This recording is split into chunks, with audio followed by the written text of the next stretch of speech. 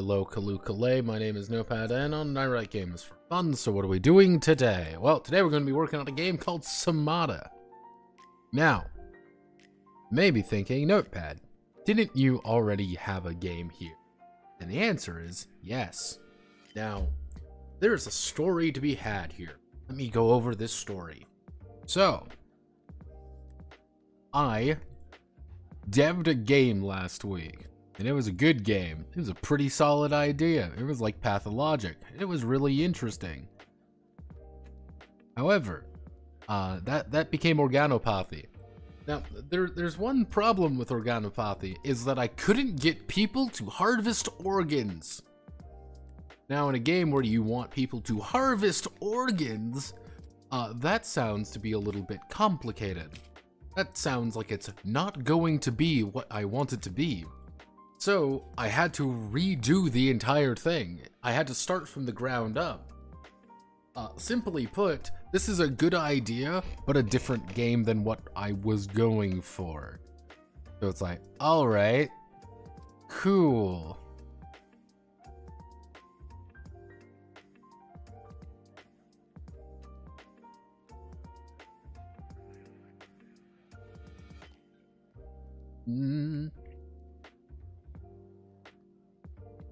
And I was like, alright, so I'm just gonna rewrite it. And then I thought for a while. I was like, what do I want? I want to have combat autism. I want to have medical autism. I couldn't think of a piece of lore for it. I needed something to tie everything together. Somata with you. I needed something to tie everything together. This is a problem. Now, you may be wondering, Notepad, why is this a problem? And the answer is it's a problem because without context, nothing matters. I could just write a bunch of unrelated mechanics and just say harvest organs, but that's not really what we need to do. The idea is, hey, we need to make something to add context to it. To create a reason for doing something. There was a couple ideas. For the briefest of moments, I actually did consider a biopunk setting, if any of you have ever heard of a biopunk. It's like cyberpunk, except we put the word bio in front of it, and except we do all the cyberpunk things with it, including realize punk isn't real. Punk is dead, by the way, and I'll fight on that hill quite a bit. But I was like, alright, this isn't a very good idea.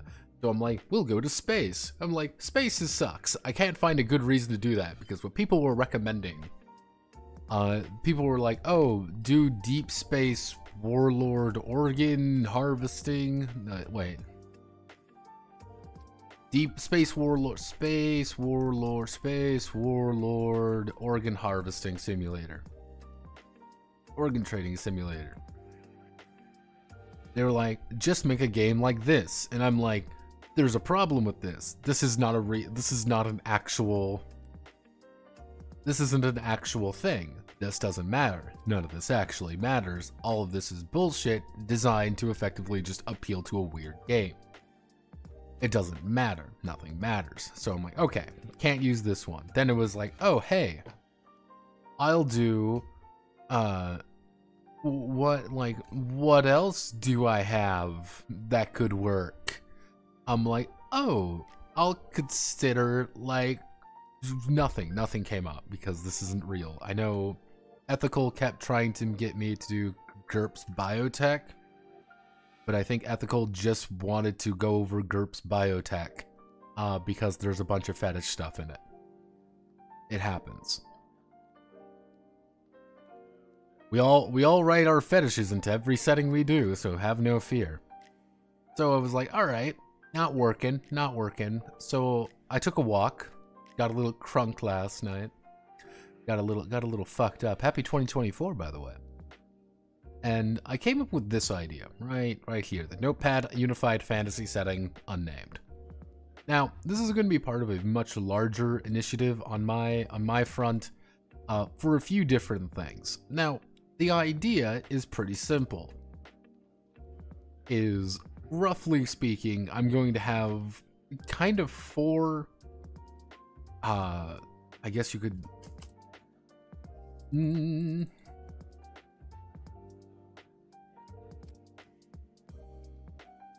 Da, da, da, da. Let's see. Fantasy, space, punk, and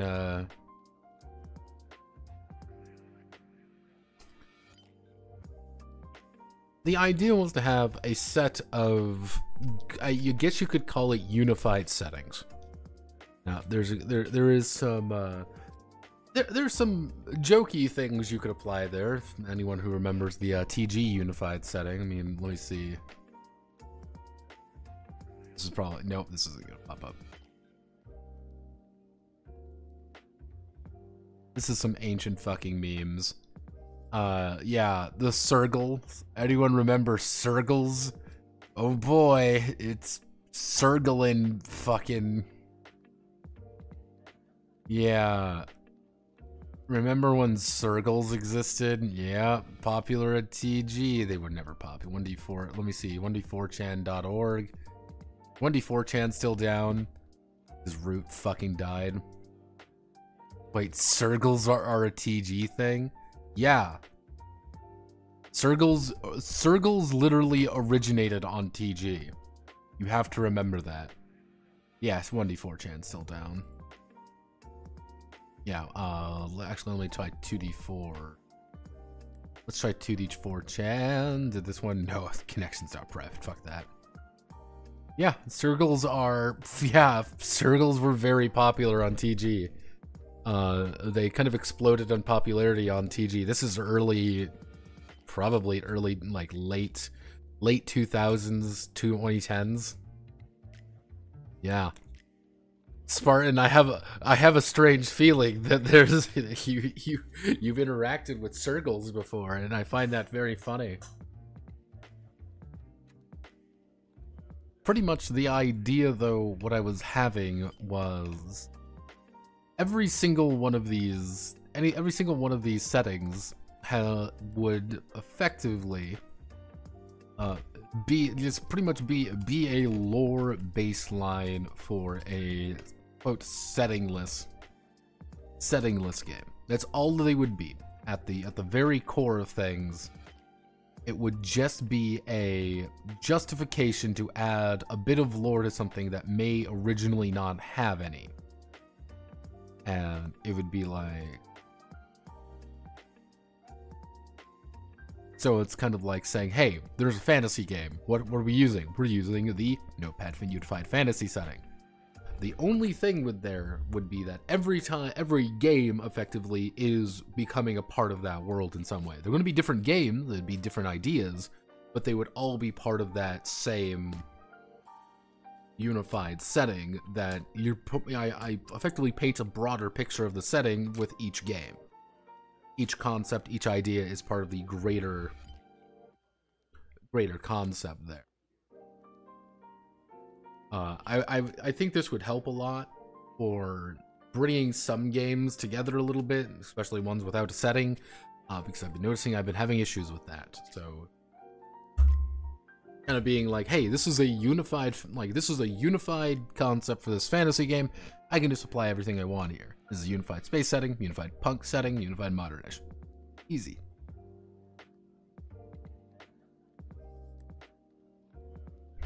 Started on TG.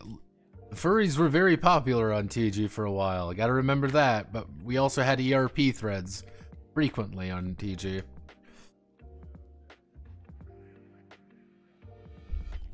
But kind of the concept of this would be bringing, like, how do we add in things? Of course, there would be games with kind of like an already dedicated setting, already kind of an idea of what the game is going to be.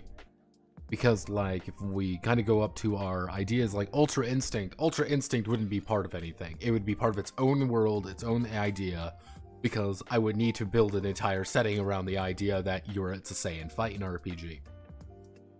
But something like 0 Hour Squadron might be put into it, might be the first foundational aspect there.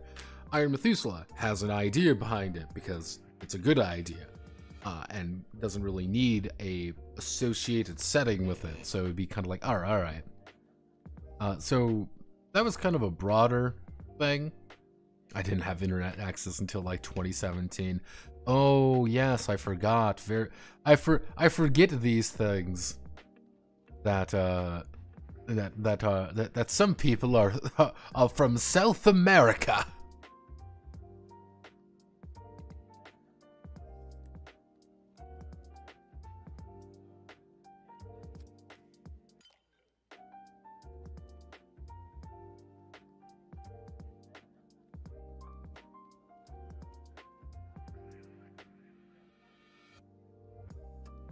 Nope, I grew up in Michigan. We were just too poor to have internet. Don't worry, Michigan's already a third world country. Have no fear.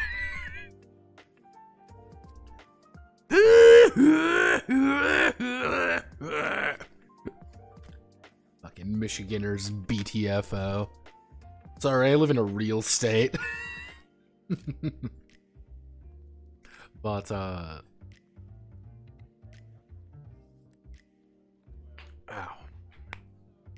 Let's see.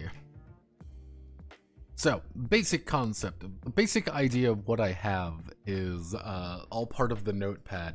I was very drunk when I wrote this last night. Effectively, you are all going to be worshippers of the idea of a wandering corpse god. Now, what does a wandering corpse god mean? I don't know, but I just wrote that word down and it's felt cool. And effectively, the narrator is going to be a god in the story. That's kind of the idea. It's the world, the narrator is going to be Khaldun, the wandering god of stories. That's all it is. You are literally the narrator of it is just going to be a guy telling the story, because that's the point. The entire thing is you need to harvest Orgone, or Orgone, or Orgone. I don't know how to fuck pronounce it. Hello, folks.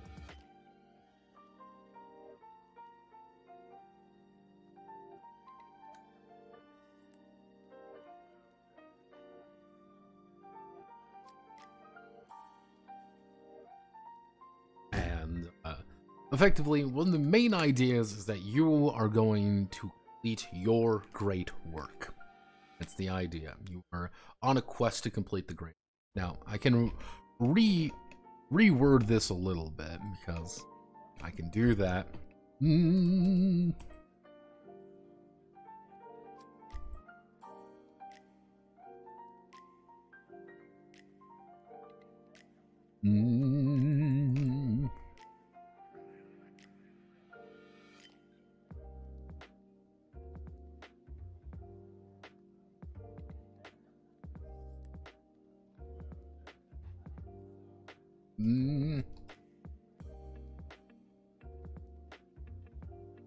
Effectively, you're just going to be playing a group of cultists, effectively, that are in a very strange fantasy world. Because the idea of the fantasy world is more the idea that this is a very old world that hasn't really advanced too much. I was thinking literally keeping it like Iron Age, at best. Iron maybe like a little bit later, but nothing. The zombies and ziggurat. Nah, zombies and ziggurats kind of became its own thing. Kind of like the idea behind this was, this is a world that has been, this is a very old world. And this has been a world that has been around for a while and is reaching its end. Everything is part of the cycle of reincarnation. You die, you are reincarnated into something. You know, a building collapses, it will reincarnate into a different building, effectively. That's kind of every single thing it is believed is to be a part of the cycle of reincarnation. The world here is at the end of its cycle. There's going to be a new world born soon, and every god is like, fuck. None of the gods currently, and the idea is that there's three kinds of gods. There are the wandering gods, which are kind of everywhere, but they're not really well established. The best way to think about this, it would be like a weird animalistic cult. You are part of this cult that worships a god, and that god is a wandering god. There are many different interpretations of them. There are many different ways. There's no set holy book or anything like that. It's just We believe in this entity, and it grants us power. Then you have I've kind of gone back and forth, kind of tying it in a little bit with Project Inchling, called the Castle Gods, which these are established gods. These ones have a religion. They are spread out. There is a clergy with these ones. It's established. It's a real religion, and they are pretty much on the top of the metaphorical pantheon. Bringing in a little bit of Fear and Hunger's lore a little bit, because I really like that aspect, is the concept of ascended gods. Hey, congratulations, you have hit the end of your cycles of reincarnation. You have become a god. You know, good job. You are going to become a god. And now you are an ascended god. You wait till the end of the world, in which case you could become a castle or a wandering god. But there are just gods walking among the people. They are incredibly powerful, they are incredibly good, and they know the end of the world is coming. And it's not going to be like, oh, it's the end of the world. No, it's just, there's going to be a cataclysmic event. We don't know what it is. We don't know how it's going to happen. But the world will enter its cycle of reincarnation, and everything will be reborn. And like, yeah, we've done this a fuck ton of times. This is not the first time. This will not be the last time. We have done this before. We will do it again. And you're kind of just a part of a cult. Part of not even a huge cult. I want to get that kind of across, is like, people view you as just another batch of cultists. You aren't special. You aren't like, oh, well, you're the main cult of the area. No. You're a bunch of fucking organ harvesters that people are terrified about. However, you are also the absolute best physicians in the area as well, because turns out you need to be really good at treating injuries if you want to get organs out. It's like, yeah, that's just part of your existence. You have entered this world as a member of this cult. Interact. And the idea would be, part of this unified setting would be, if we are playing a different game, if I were to add in more there, it would be hey, here's this wandering corpse god and his cult that now exists in the world, and if you want to go to that region, you can. It's already a detailed part of the world. If you want to play Somata here in a different part of the world that's already established, and perfectly fine. It's established. That's kind of the, like, part of me even wants to be like incredibly vague about like where places are, to be like, yeah, there's no map. Why would there be a map? We have not advanced so far to understand the concepts of cartography. Being like, there's a land, here's the very basic. Want to go further than that? Cool. Read the other book. Hey, you want this? Play the other game. Bum bum bum bum bum. That, and I can tie this in with the Dominions game as well that I was planning, and then congratulations, I have the idea of the cycle of reincarnation already worked in. Think smart, not hard.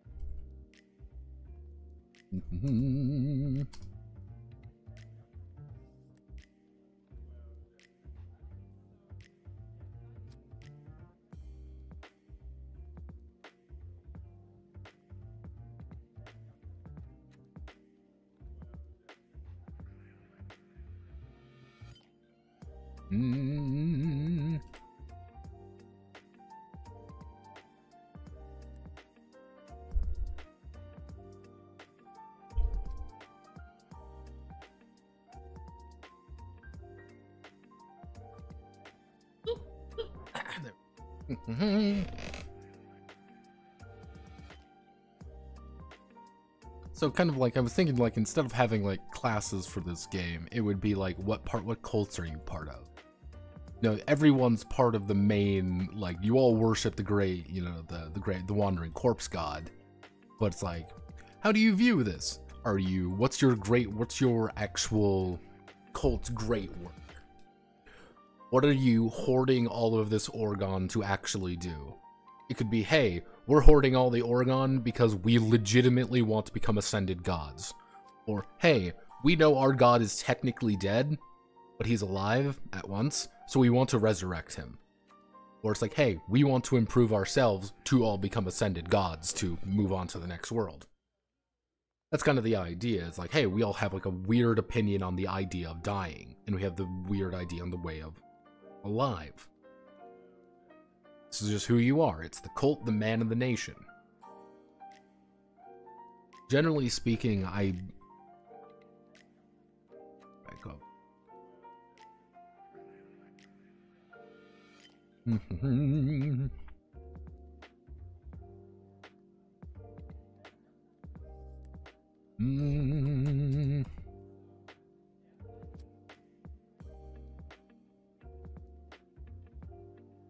Like, yeah, generally speaking, I was thinking of having kind of an area of, like, the size of, like, let me see. I was vaguely debating on having an area the size of about Manchuria. As, like, yeah, here is the entire area where this is taking place in.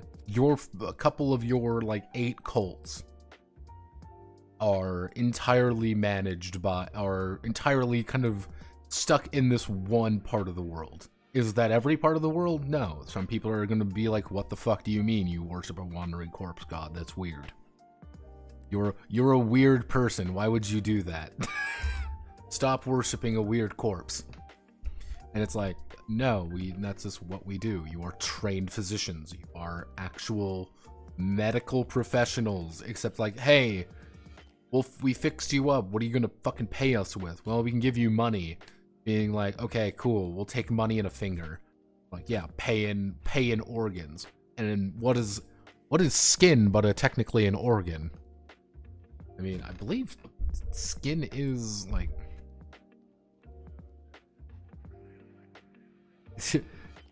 if you want to be really specific, the skin is the largest organ of the human body. And it's like, hey, there is like, hey, you have a situation, yeah, we'll accept payment in skin, kind of thing. Being like, if you cannot pay, you pay in body. You pay in your body and soul. Like, hey, we'll treat your family of malaria, but we'll treat you and your family, and you'll patch up your son. We just want, you know, a finger or two. Or like, hey, we'll make sure your son lives.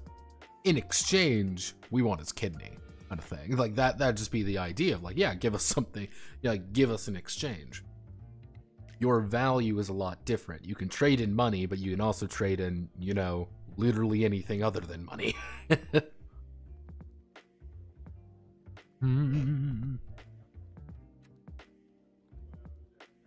Yeah, generally speaking, for like general setting, like I was thinking of like kind of more of like the Crimean area, kind of the Tartars and things like that. I was like, okay, maybe we can go with that way of looking at things. Maybe we go strict Manchurians,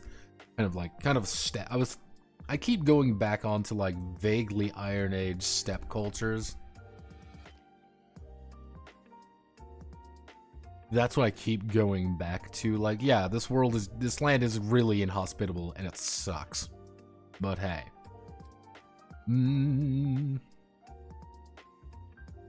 Now, let's see.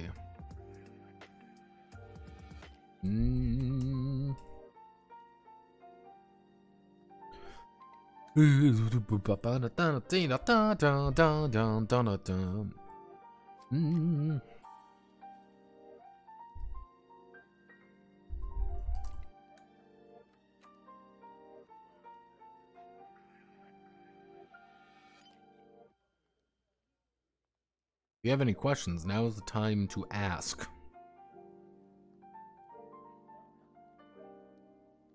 Because I'm working with nothing as well.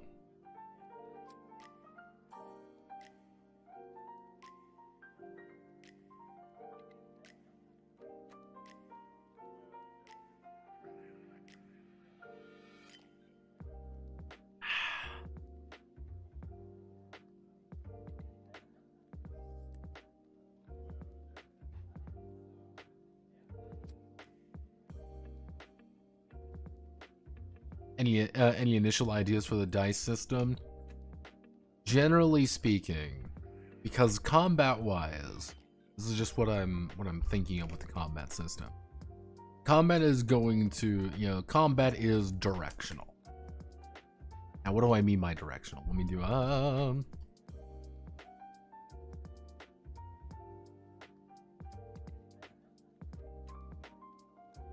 Now, I'm using this as an example. I'm using the Riddle of Steel.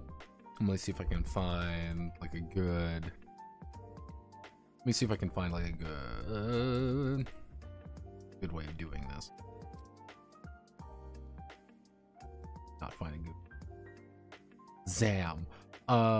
Effectively, in Song of Swords and a couple other those like really autistic combat games, the idea is that as a person,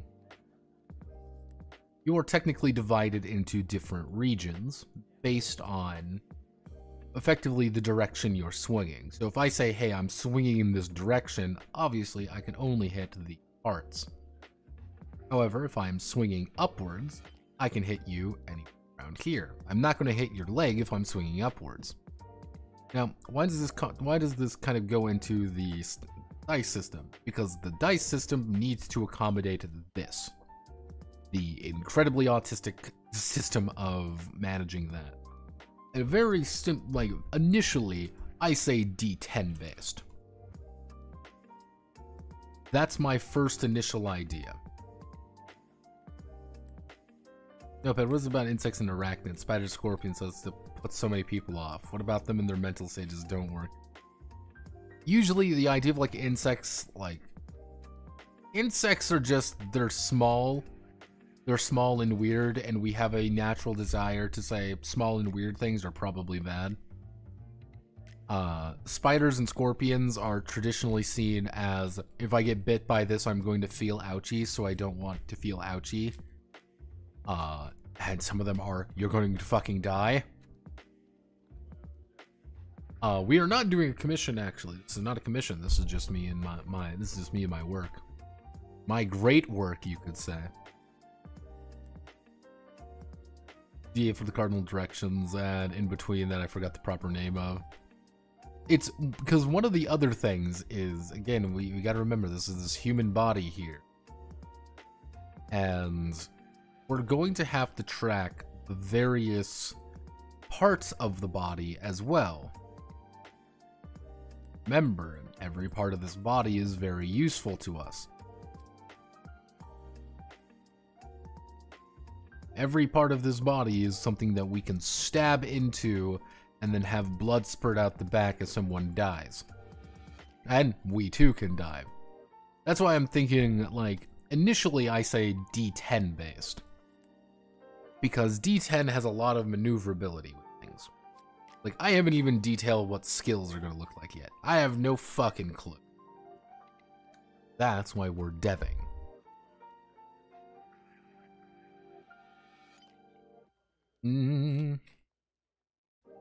What's the game genre you feel is very oversaturated, but also you want to put your mark on it? I don't really know, to be honest. There's a bunch of fantasy stuff, but I don't write fantasy games very well. Hence why I'm writing this game, to help me get that fantasy idea going. Generally, I think anything with the word punk in it is so overdone at this point, it's ridiculous. But let's think, what do we want to do? Well, if we think about it, last time we did a... let's see, what was... Let's open up Neurobeat. Hello, Neurobeat. Hello, Neurobeat. It's been a while.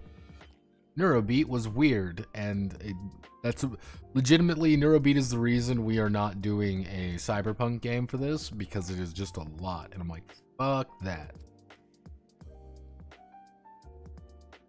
This was a stacking dice system. So generally speaking, if I'm thinking core system, immediately I would say we're down to two things. I say dice pool. We're doing we would have to be doing a dice pool, a percentile, or single roll.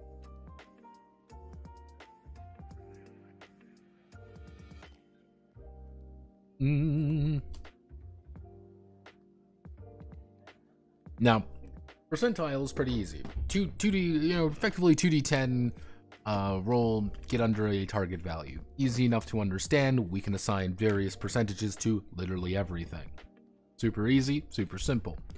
Dice pools would just be versus target number for a vast majority of things. You hit a target number, you're going to do something. You do this, you do that. The cheap and easy roll, this is where things get a little bit more esoteric. It would effectively be, there would be a separation of combat and non-combat mechanics. Effectively, anything out of combat, kind of easy to do. Very simple, like roll a d10, roll a thing here, roll a die.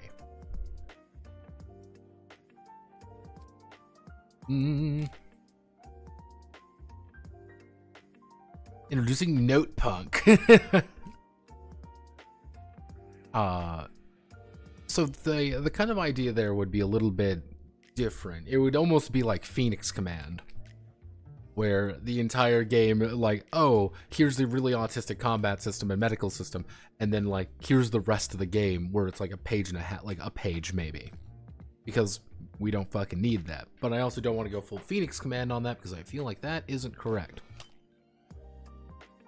Would D100 give you the flexibility you need? D100 would allow me to do the little percentages. The 1 and 2%. Which might be beneficial, which might not be beneficial. I don't know. Alternatively, we could do a D100 rollover system again and say fuck it, but I don't think a D100 rollover system would be super appropriate for this. Though Spartan did bring up an interesting point of bringing in zombies and ziggurats into this as well, and just having just rewriting Z and Z's lore a little bit to be, Sidar is an ascended god. Hell, we could make Sidar a castle god.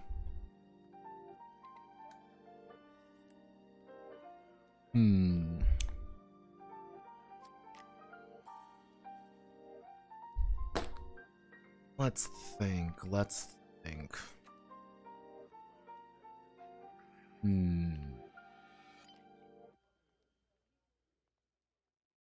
Certain number within levels above or below. that could get really convoluted really fast. See, again, percentile is like an easy, would be like we're making a solution here. Now, there's also always option number 4, which is stupid system. And I say stupid system because we can make this really, really dumb. Because we're experimenting, and we can always, anytime we're experimenting, we can make stupid things. Because stupid things are interesting.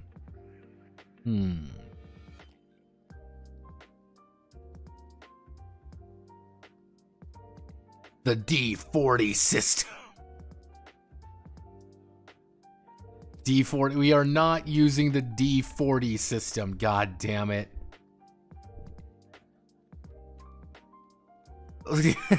No D40 system. No, I reject this reality. You all wish to give me an aneurysm. Well, let's think. Let's think about this thoroughly. What do we want characters to do? Let's ask ourselves some very important questions. What do we want characters to do? All right. We want characters to fight. Easy enough to understand. We want characters to fight. We want characters to be competent, medical professionals.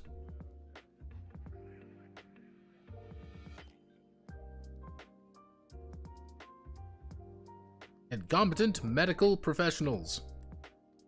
And fight people. And keep it weird setting. It's generally all, yeah, cut people up and steal their bits. And the thing is, you could also just be, hey, we're heroes and we do heroic things like kill bandits and things like that. It's just, hey, we killed a bunch of bandits. Oh, what are you doing? We're making money off of it. Hey, become a bunch of mercenaries. There is legitimately, that's a great way to fucking complete your great work. Kill a bunch of bandits. Congratulations. You have your payment and then some. Or hey, just, it's kind of the idea of like, Degenesis has some issues. I will say that. Degenesis has some issues, but the idea of kind of like ranking up in the cult, but you also kind of have the idea of your personal development. So mercenary Overwatch Doctors Without Borders? Not really. It's kind of the idea is that this is a vaguely fantasy game. So generally speaking, we're vaguely fantasy. And you are just members of this cult trying to pretty much get Orgone to deliver to God. Because if you complete your great work, we will become as gods. And there's a dual incentive to this. And we can, if we kind of go back to this kind of idea over here, we've kind of got the dual incentive. Is one, advance through the cult by delivering Orgone to your cult. Hey, we are gathering resources. We are pretty much more dedicated members of the cult. We are trying to complete our great work. We are literally trying to complete the final thing of our religion to effectively do something in terms of what your God is. Like, okay, hey, our God, like, we want to reform, we want to effectively have our main guy ascend into becoming a god. We want him to ascend. How do we get him to ascend? Well, we're going to need to give him a shit ton of Orgone. Currently, he is effectively a minor divinity. He hasn't hit the ascended point yet. What do we want to do? Give him more Orgone. Hey, we believe that if we amass enough Orgone, if we amass enough raw essence of life, we can resurrect our god, and he would restart the reincarnation cycle as a new god, so he would be way more powerful. He would become a castle god rather than being kind of forgotten as a wandering god, possibly. Hey, we've done that. Or hey, we want to effectively turn ourselves into beings that will survive the end. Like, we want to improve ourselves and become minor divinities ourselves. Therefore, we need to amass this and perfect the final formula. A lot of little ways you can interpret it. But we're advancing through the cult. Who's pinging me? Who's pinging me? Ree! The second is mass healing. Mass healing.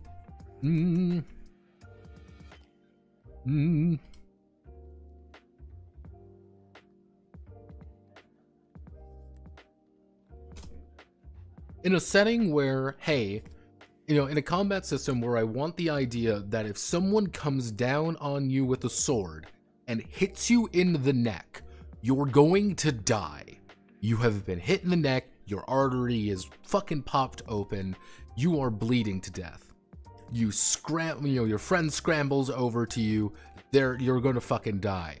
He pops a vial of Orgone, pours it on your wound, and you are healed. Congratulations, you've lived. You're going to die. You're alive now, because he's the only person in this area who damn well knows he can keep you alive. Or, oh no, hey, I am effectively dead. You die, you apply Orgone, your body comes back to life. It's like, hey, I'm not dead yet. You can die in this game and get back up if you have enough Orgone. However, if you consume this resource, if you consume this this powerful thing you distill from organs, you can get more parts, more body parts, more things, improve your physical body, improve aspects about yourself in a very unnatural way. Hey, you're 7 feet fucking tall now because you have consumed the essence of life. Hey, you have a third arm now because you've consumed the essence of life. You are becoming more human, better. So we are on low fantasy. But what if you harvested your friend as they were dying? That's an interesting development, Spartan. That's a very fascinating situation that player characters would have to find themselves in. It would be like, hey, our friend's nearly dead. We can bring him back to life. Or we can harvest him and just be done with it. And as he rejoins the cycle of reincarnation. And that would be a factor of it, of living and dying. Hey, you're dead. Welcome back to the cycle of fucking reincarnation. Hell, we can even make that one of the cults, being like, yeah, hey, you've killed yourself, effectively. The cult has ritualistically killed you and brought you back to life. You are cut off from the cycle of reincarnation. Because, hey, you died, and you technically started back on it and then got pulled out. This is a weird state of being for you. Because you're kind of gonna reincarnate, but you're also kind of not. You're a half person right now. But you don't feel pain anymore. You don't care. So you kind of see the idea there. So it's like, do we want to harvest our friend or do we want to save him? That's a question. That's a moral quandary characters must ask themselves. Magic, I've got 2 ideas for magic. Either A, it is going to be kind of the idea of, hey, we need to listen to the gods. The gods give us magic. And there's going to be clerics, the clerical type, who is like, hey, I just recite what God tells me. I listen to what my God says, I recite it, and a thing occurs. It's kind of the idea of like, I don't speak the language, but I can recite what I've been told, and things happen. A magician, on the other hand, would be, I've cobbled together the basic fundamentals of this holy language, and I can use it to manipulate the world. However, it's very fragmented, and it's very weird, and it really hurts me to say it.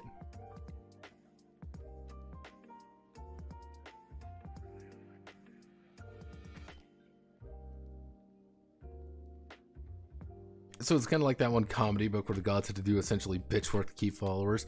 Not even necessarily that. It's kind of the idea like the castle gods are ones who have an established religion. They have established themselves. They have fundamental rules in which they follow. And they're like, yeah, we don't really care. Worship me or not, I'm still going to be a castle god. People will still... I still get power. I am still a divine being who can give people power. Do you want to listen to my words? Do you want to change reality at its fundamental core? Listen to my words then. On the other hand, a magician is like, well, I've cobbled together like the basic fundamentals of the words for fire and throwing. I might be able to throw fire. I might throw myself on fire. I don't know yet. We'll figure it out. Commodity magic from Steel Shod. Never heard of it.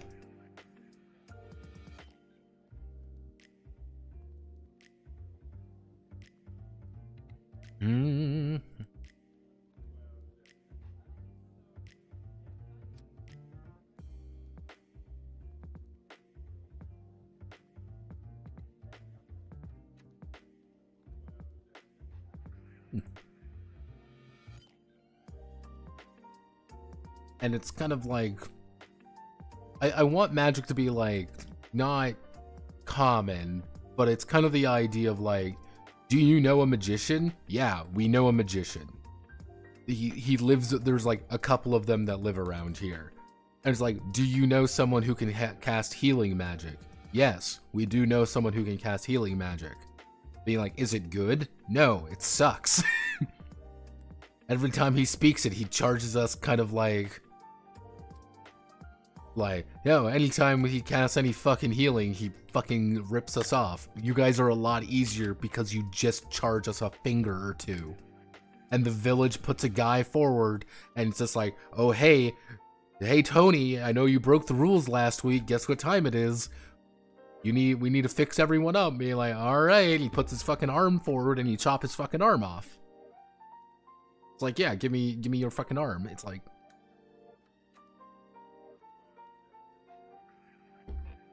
let's see.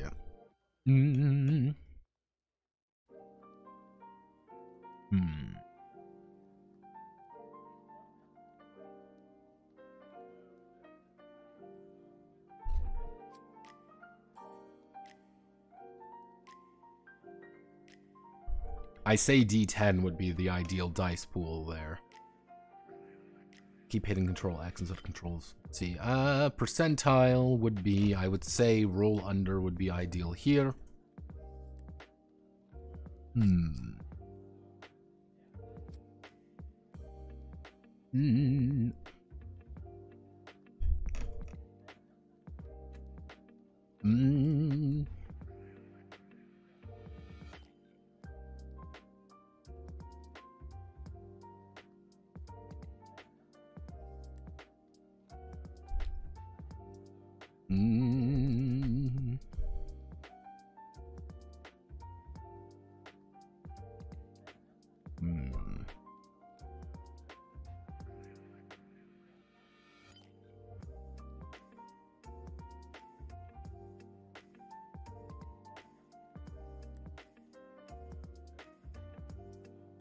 The answer would for animal parts would be, you can get some, it's not as efficient though.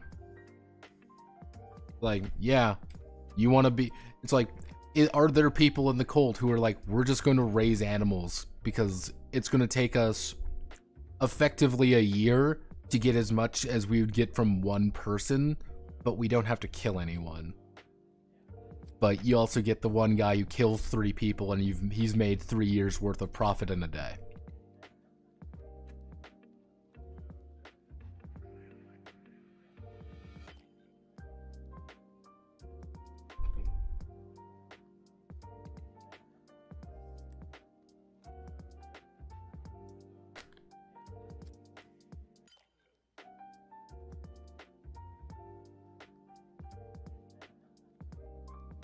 Ain't much, but it's honest work. Yeah, effectively. But it's also, if you're following a wandering corpse god, are you really the type to be like, here's my herd? Not really. Like, you aren't really doing that. If you're following a wandering corpse god, you probably are not going to be like the I want to settle down and start a family kind of guy. You're probably going to be the I am a fucking lunatic or I have nowhere else to go, please accept me.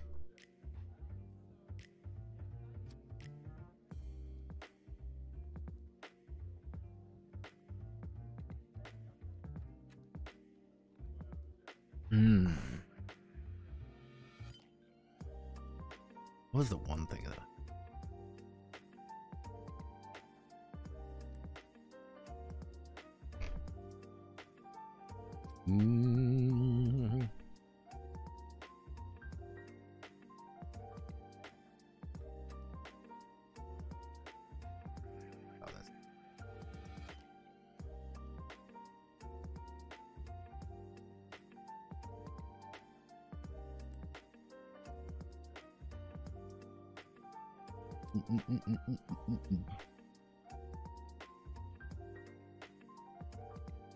Brackets.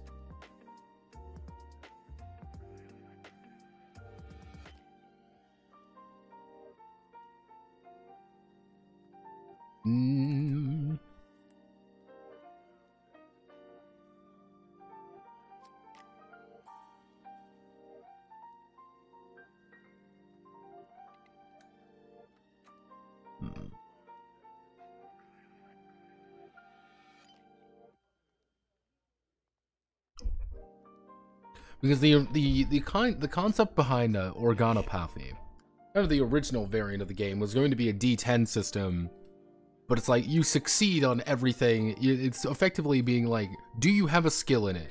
Yeah, roll above a 5. Do you not have a skill in it? Roll above a 7. During combat, time for autism. Like, guess I could do something like that. That wouldn't be too difficult.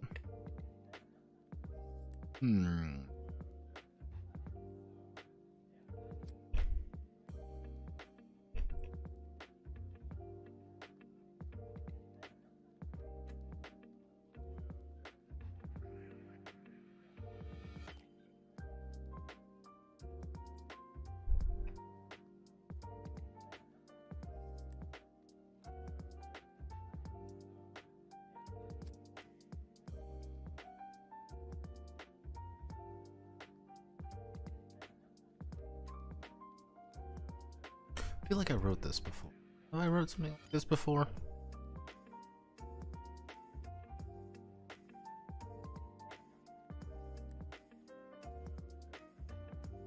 Let's see. That was 2d6.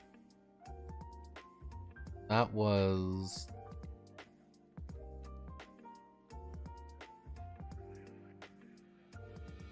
What was the...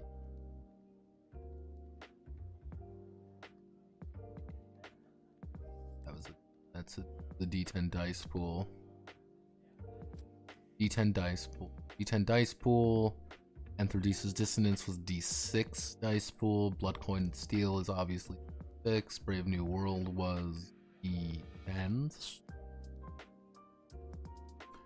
By Blade and Cross was bad. The Danmaku Rhapsody was a card-driven game. Cruelty Squad uses center system.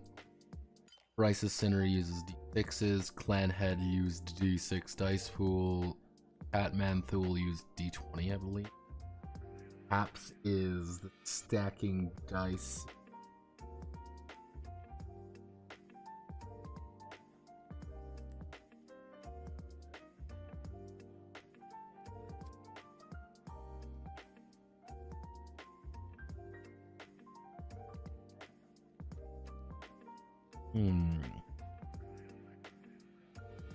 This is the opposed. This is opposed. That's the... This is the fucking gotcha system. This is the gotcha dice.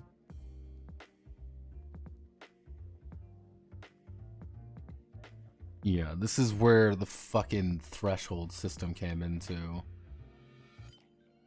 Let's make a check. Check is composed of threshold and complexity. Is the value that die has equal to or higher than successful hit. We'll double the threshold. This equals hits. Yeah, so you need, usually threshold 2 is if you roll above that, you get it. Then you get filler dice and gotcha dice.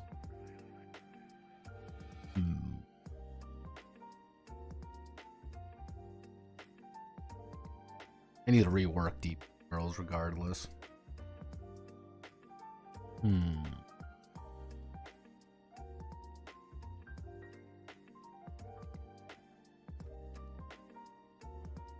Let's use the botch. This also used the D6 system. I use a lot of D6. No, this was a D100 system, yes. This is D6 for attribute checks and D100 for skill checks. Fucking... Because I hate myself, and that's why I did that. I remember distinctly. I fucking loathe myself.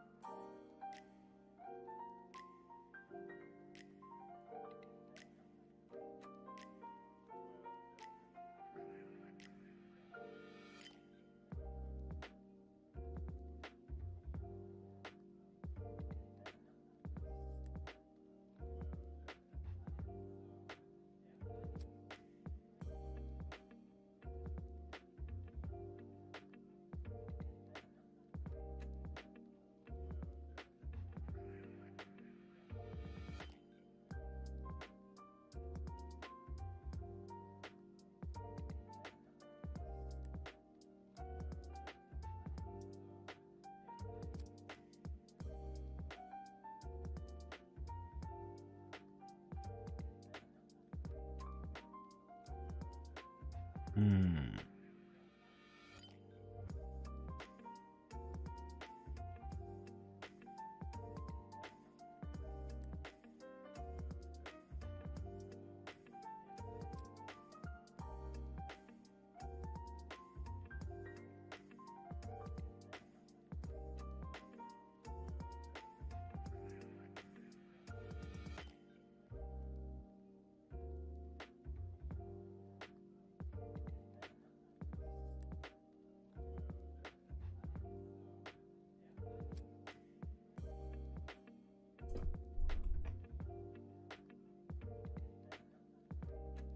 Mm.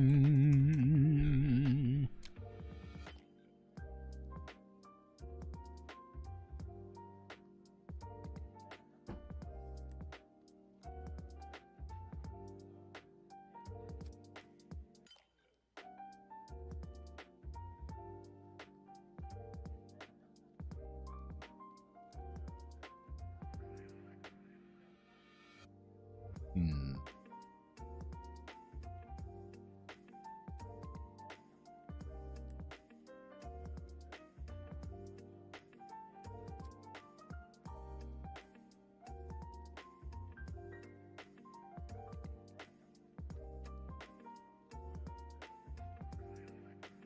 Let's work backwards. Let's work backwards.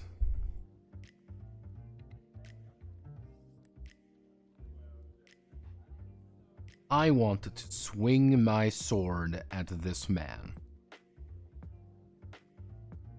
I want to swing my sword at him I want to swing a sword at his head. What do I need to do? Well, I'm going to take my dice. What dice am I using? Well, we know we want combat to be retaliatory.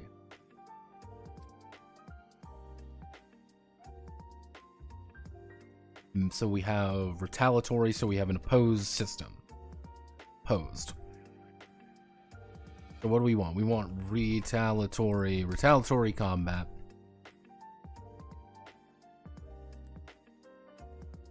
Not bout-based.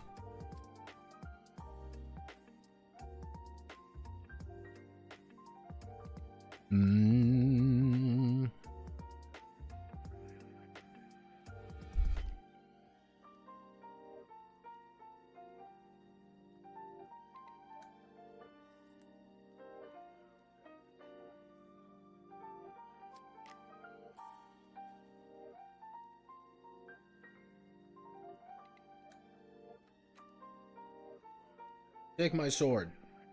Got my sword right here. Got my sword right here. Take right down it. I want to hit you with my sword to kill you.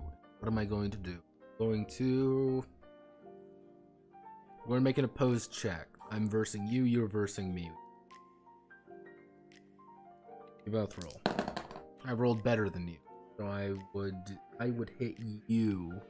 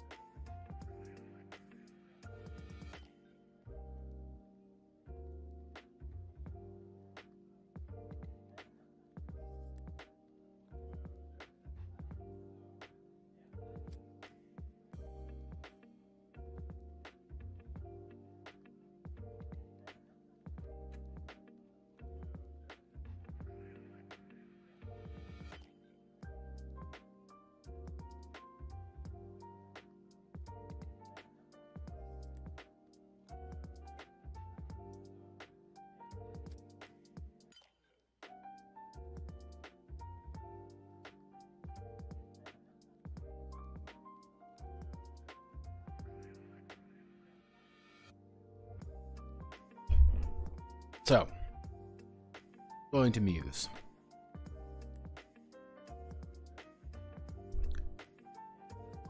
So what do we want to occur? Very simply, what do we want to occur? What do we want to occur? We want people to roll the dice to perform an action. What is this action going to be doing? We want people to feel competent, but we do not want them to feel perfect. Bunch of fucking cultists. You should be good at two things. You should be good at killing people, and you should be good at harvesting organs. There's the two things you are trained to do. Everything else, a little bit up in the air. So let's think about that. If we go under the idea that everyone is effectively a trained physician and knows how to fucking fight, those are two things we don't need to worry about. We have officially put an idea down, and it's like, okay, we already know that. First idea is D10 plus a stacking dice system. Stacking die depends on whatever your skill is, so you might have a D4 in something, you might have a D6 in something, you might have a D. Regardless, you're always going to be rolling a D10. Versus a target number would be the easiest thing possible. Simple as. We use the D10 for the combat system. The idea is going down, I'm trying to hit you, you're trying to hit me, bada bing, bada boom. Option 2. We scrap that, we make it a D10, we just make it a flat D10 game. We can invoke a little bit of Monster Punk actually, and you'll always do damage, or you'll speed at something. It just depends how well you do it, or how well you don't. Not great, but we can work with it. Let's think, just rattling off ideas. The percentile system. You don't have to roll about anything when it comes to anything other than you don't have to roll anything medical related or roll things medical related. You don't have to roll anything combat, but combat would be, what would combat be? Oh no. I mean, unless we add in, what am I seeing here? What am I thinking? If anyone has any input, now is the time to tell me about it. give me some ideas here. Shoot ideas to the void.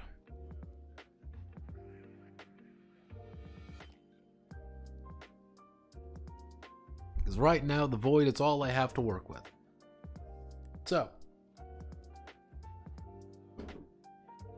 let's think. I want to make a swing with my weapon. I want to swing with my weapon. What do I need to roll? I'm going to be rolling my D10. We're going to be fighting them. Bada bing, bada boom. We're tracking it by a bunch of little things. We want to determine how well I hit and where I hit. If I hit you, if I slash along your side, it's going to be a fucking... We have to have wound. Okay, maybe not wound. No, we don't need wounds.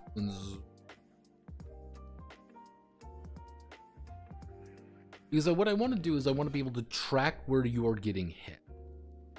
You have taken a wound to your chest. Someone has stabbed you in the chest. Where have they stabbed you? That should be a question you have to answer. If you get stabbed through the heart, you are not going to make it, Chief. You are fucked. You get stabbed through the arm? It's gonna hurt like hell, but you might live.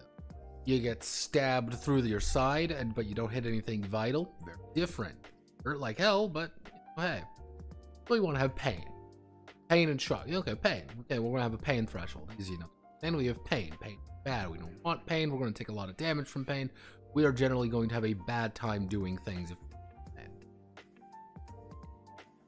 Pain hurt. Pain makes us go owie zowie my bony wonies. You want to know what happens when we go owie zowie my bony wonies? D10s are for children. What about a coin betting system? Put down as many coins your skill allows, you can add in more at the cost of getting stressed. D10s are for children. Time to grow up and upgrade to the superior D12. Yeah, but what do we do with the D12? That's the question. D12 plus modifier, D12 secondary die, D12...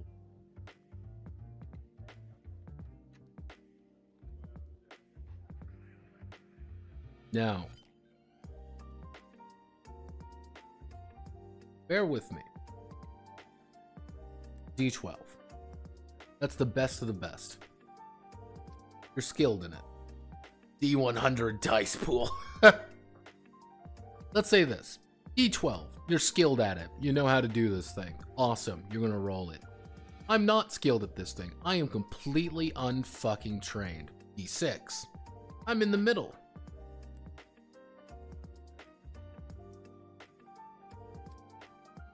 D12 with the potential 12 dice being modifiers. Oy vey.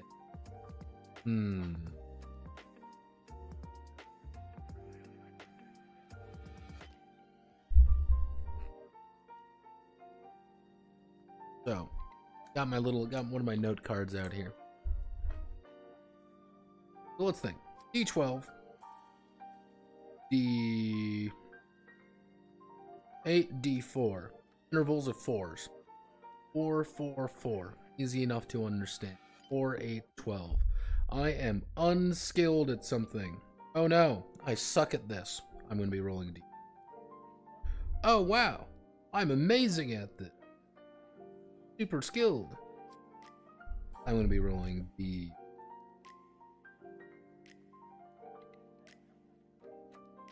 D12. Maybe attribute. Die value. DX.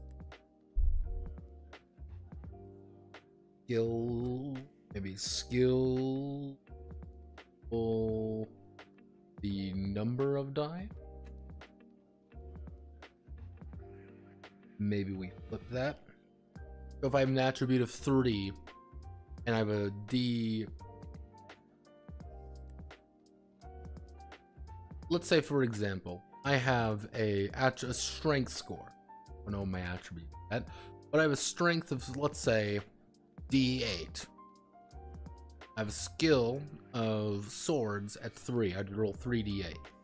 Okay. Alternatively, I say I have a strength of 3, a sword skill of d8. I'd roll these together. I would still roll 3d8, but what takes priority? Also,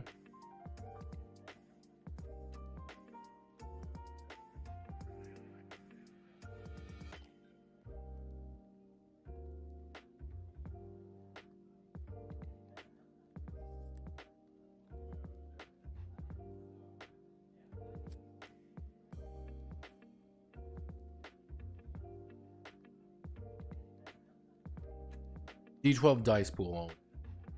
12 dice pool. We could use the V4 engine. It's been a while since we used that. 12v4, D12v4 could work. It has been a while, and we can do some things with it. It does have a strong combat system.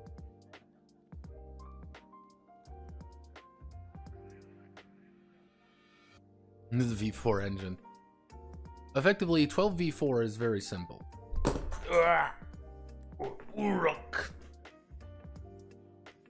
Effectively, I'm going to take a number of d12s. Take a number of d12. Let's say I have a skill of 2 on something. I'm going to take my 2 d12s. I'm going to roll them. I said I'm going to roll my 2 d12s. I have a 7 and I have a 10. Now, we count up the number of successes. Every interval of 4 is a success. So my 7 has 1 interval of 4. My 10 here has 2 intervals of 4. 4, 8. So I would have scored 3 successes. Now, the game that used this was ZDT. ZDT had a very particular way of doing things with it, though. So let's take a Hello Zombie Dark 30. Zombie Dark 30 is fucking ancient at this point, and I should PDF it, because I could probably do that reliably now. Let's see. Perform an action. Now, the main idea is... These didn't mean anything, but we could change it up to be a little bit...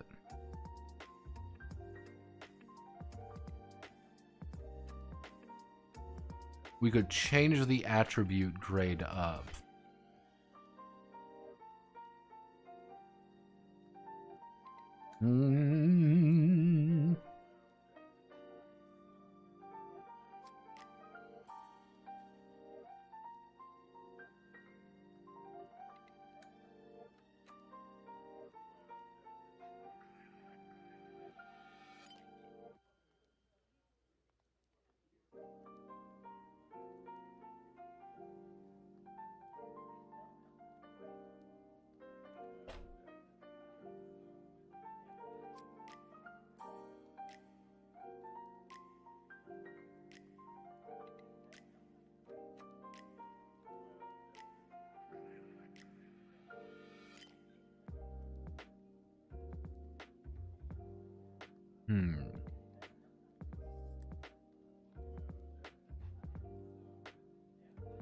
This has the buying initiative system as with it. Well, because I got really into the buying initiative system, like really hardcore. I was like, this is a great fucking idea. I'm going to use this for everything. Then I did.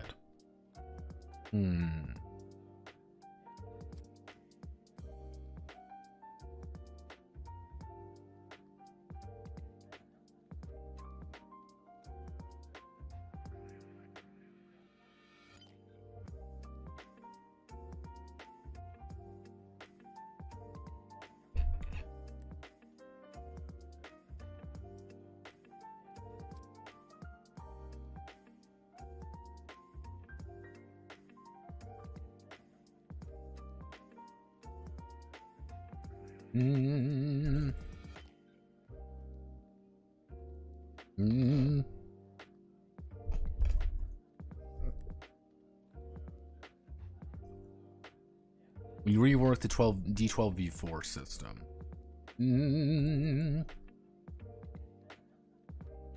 Actually,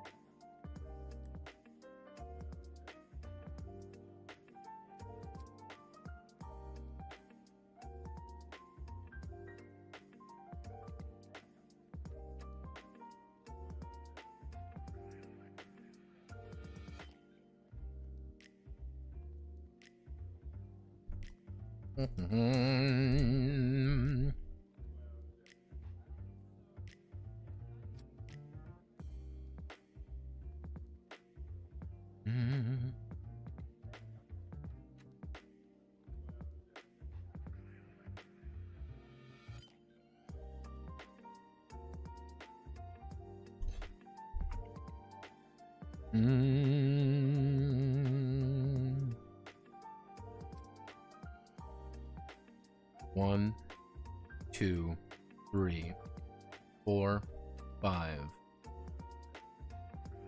6, 7, 8, 2, 3, 4, 1, 2, 3, 4, 5, 6, 7,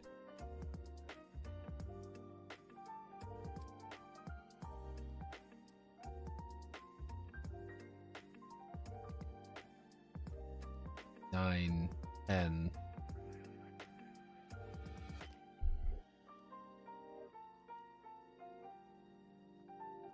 Where's a yardstick when I fucking... Where's a stick when I... Give me one moment. This is vitally important.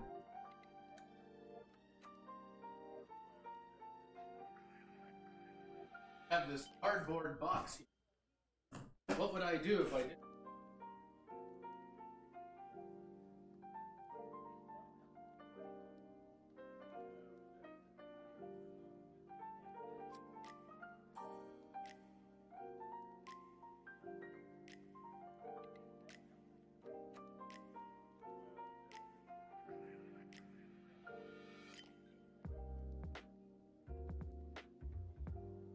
Now, act of extreme do-it-yourselfness.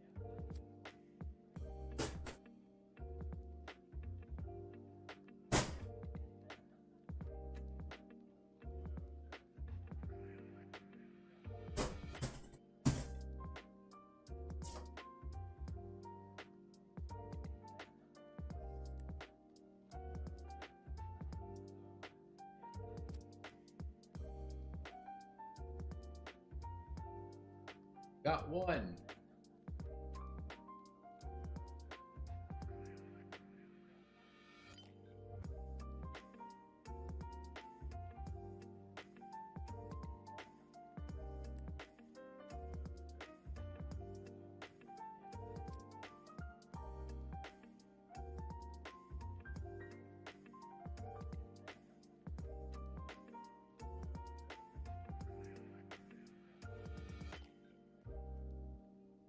worry, everyone, I am not dying. I am here. I am doing DIY.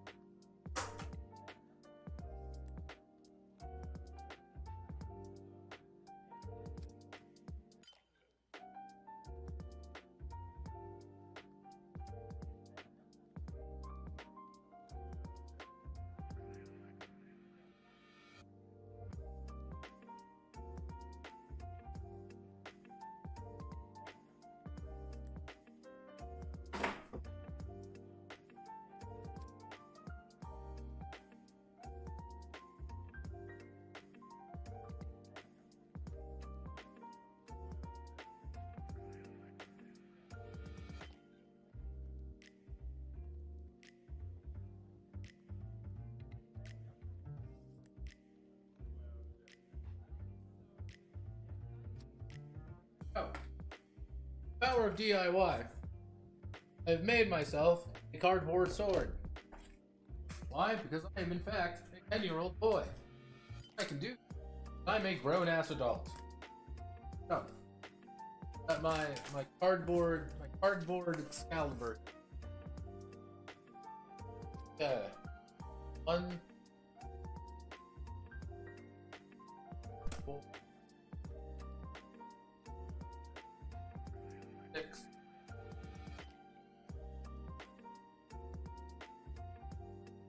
Tracking my numbers here. 1, 3, 5, 6.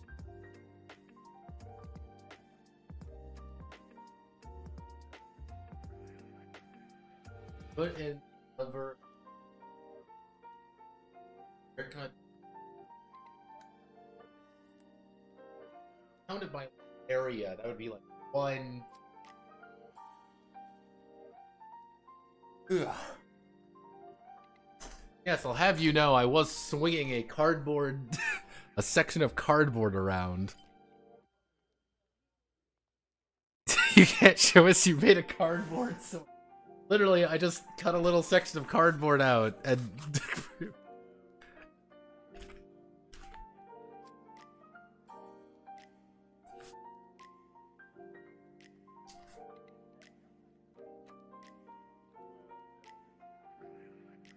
Four zones could work. Dice pools and card. Time for the card pool mechanic. So, yeah, my dumbass cardboard sword. Effectively, what we're doing here, I am not, because it's not. It doesn't look good enough. I couldn't tape everything really well together. If I had real tape, I would quite literally just make this the cardboard sword of my dreams. Because, again, I am a 5-year-old child. But I do not have any good tape in my... give me 1 second. I have to have tape somewhere. I'm gonna be super disappointed in my...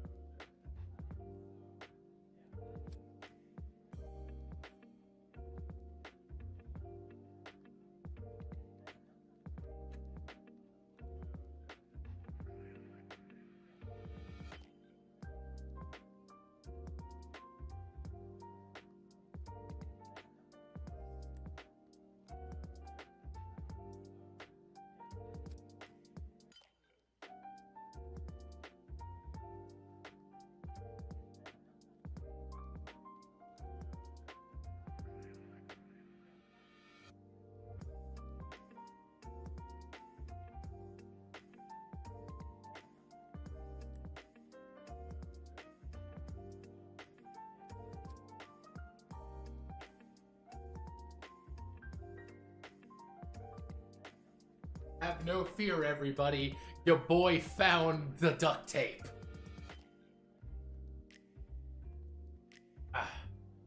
Alright.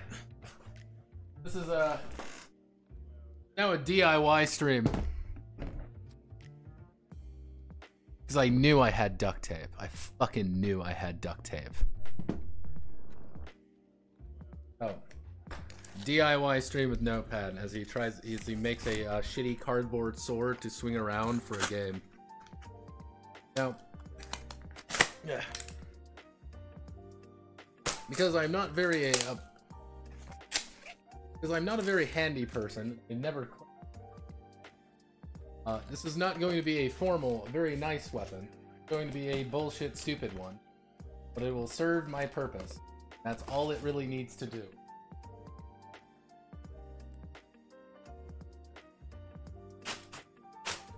Also being incredibly unsafe with my, Fuck are you making a sword for? I am trying to figure out how to different angles I can swing a fucking sword, Manly. The European mind cannot. I need to figure out more ways about how to swing a sword properly.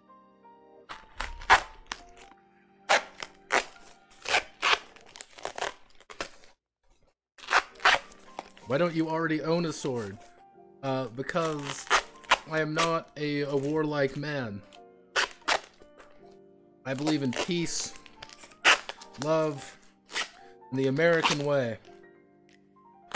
Hence why I will only own a firearm. Do you really not have anything stick-like in your house? No, I did not actually have anything stick-like in my house. Which, you may be saying, wow, Notepad, that sounds like a crying shame, and the answer is yes, it is a crying shame. I could just take a knife, but that's not giving me the right swing angles. Let me just...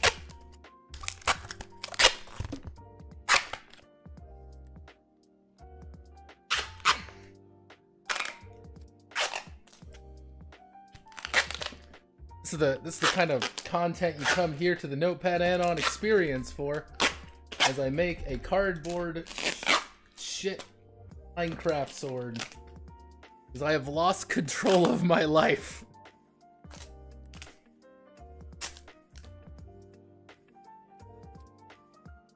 Or am I regaining it? Welcome to the first stream of 2024, everybody. Your boy makes a shitty cardboard sword. Alright. So, we've got our cardboard Excalibur. Good job, team. We've done it. We've made cardboard Excalibur. So, generally speaking, if we say 1, 2, 3, 4, 5...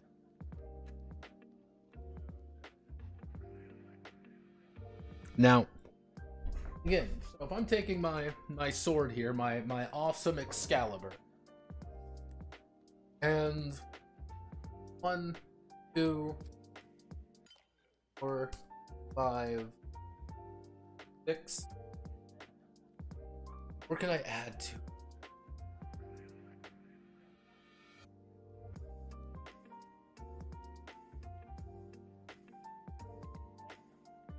Because there aren't that many swing angles we can work with here. Or we cut it down to 4 angles. Cut it down to 4 angles. That would be... If we cut it down to 4 angles, that would be 1, 2, 3, 4.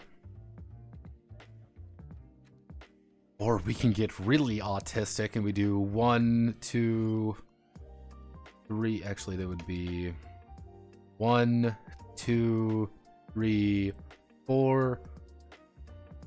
1, 1, 2, 3, 4. And it would be effectively, where do you hit?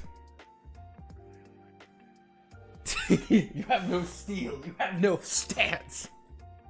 Like, all the ways to swing the sword, all the ways you can approach the target. Like, both the question have answers that are pretty much nigh infinite amount of possibility, plus you're not a swordsman. You're missing thrusts. We have not hit thrusts yet, Rico. Thank you very much. Thrusts are going to have to be a completely different fucking angle.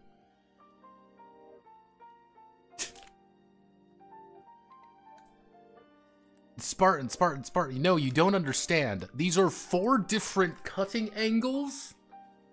Because think about it. We can swing downward. Think about it. We can swing down. 1. And if we're swinging downward, we're doing this. But if we can swing upward, we can do something different. However, we can do a grid-based damage, location damage. It would be incredibly autistic. However, it is possible.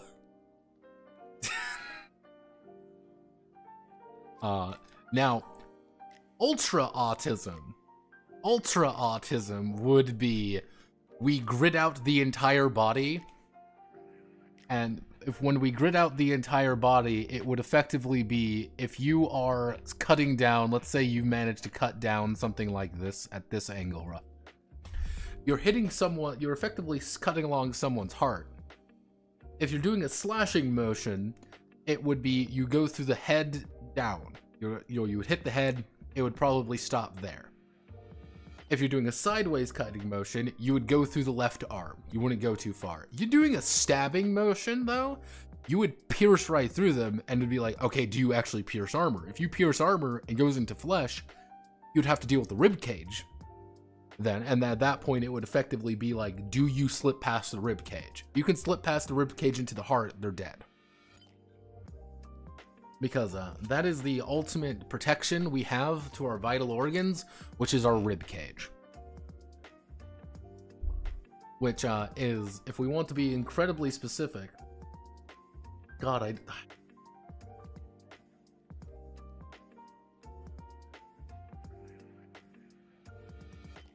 I will say you won't swing upwards very often since the move is a bit weird, but like most times you're swing. That's why I was thinking like with a sword, because you can reasonably expect, because like again, think about it, you're holding a big stick, big sword here, and kind of saying like, okay, I can swing upward with awkward movement.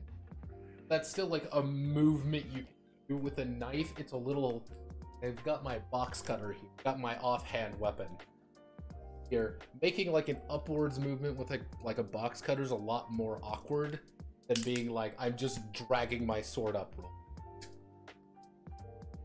You know, I'm flicking my wrist up versus stabbing forward, downward. That's why I was thinking like, what would be art with cardboard Excalibur here?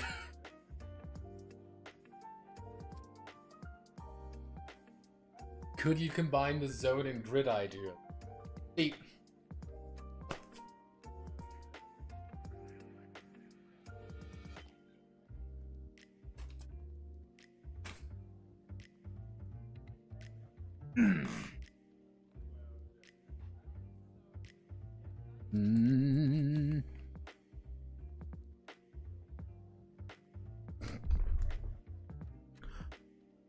And I don't want to do like where you're attacking necessarily, because this is actually a very interesting note that Riddle of Steel kind of beat into me a little bit, and I realized this when I was going through Riddle of Steel and I did a mock combat. Because in Riddle of Steel, you know exactly where you're going to target. You don't know what you're going to hit, but you know you are making a downward swing. You're going to hit something there. But the enemy also knows you're making a downward swing, so they are going to probably protect themselves a lot more. You might say, hey, why don't I just go top all the time? And the answer is, yeah, like a vast majority of people. You hit the head, they're dead. But they might feel a little bit more confident in you if you go for the side. And if you do hit the side, you're still hurting them quite a bit. So and it's kind of one of those things, like the angle for you guys is a little different. Because you're aiming for organs, obviously. Aiming for fresh bits. So hitting someone in the head is an instant kill pretty much. You're gonna break the fucking brain. However, the brain is valuable. Why? Because we can distill that shit down into Orgone and get a shit ton of resources. And hey, Timmy got his, Johnny, our friend, got his fucking hand ripped off this last fight. Yeah, let's just boil some brains and use the Orgone to grow his fucking hand back. I mean, like, this has got to be a, grid-based, let's do grid-based health system TTRPG. This has got to be a thing. Valiant Quest. Let's see. Blades in the Dark. Fate. Star Trek Adventures. 3rd edition. Warhammer Fantasy 2nd edition. Shinobigamis. Mutants and Masterminds. Monera. The Silhouette. Pathfinder Adventure card game. You should look into a certain number of wounds.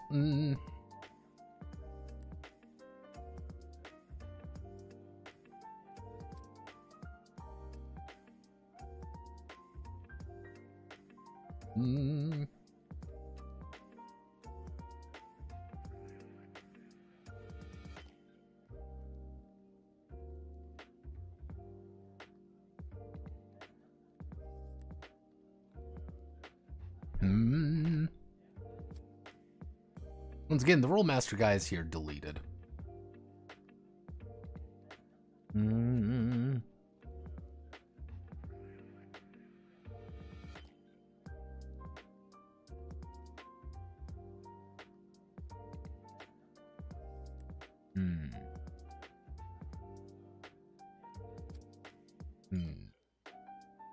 Yeah, I know. It's like,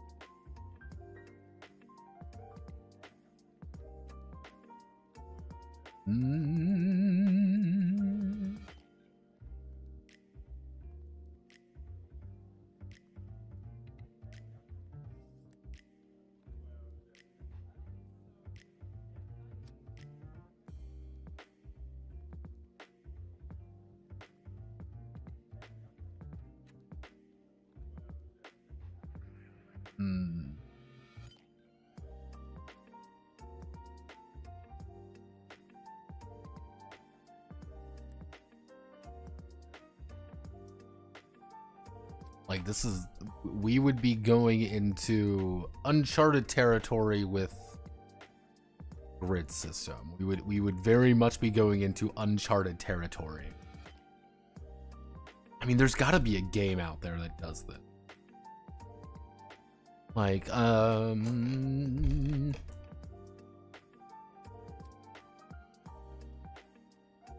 fucking, I'm like, because, like, the thing is, like, grid health system, like, it's a very weird concept we're working with. It's a very strange concept we're working with, and that might not be what we're looking for.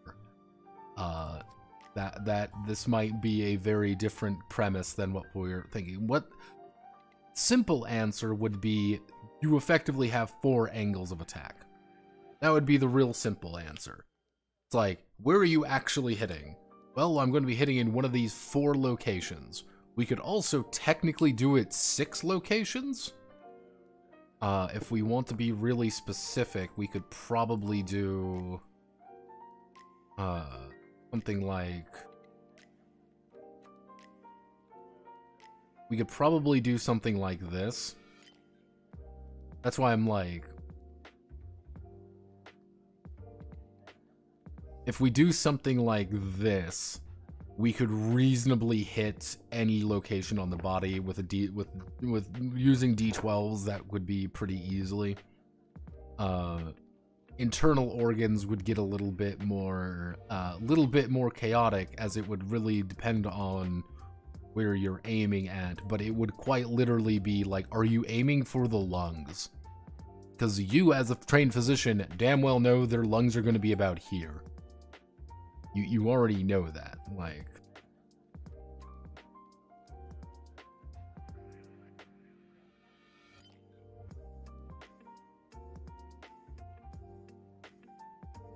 Battletech style thing for wounds? What do you mean, like, saying Battletech wound? Let me see. Battletech.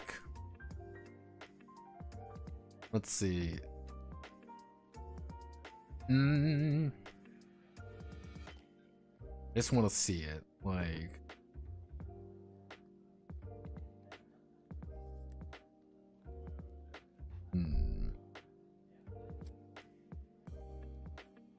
This is the armor diagram.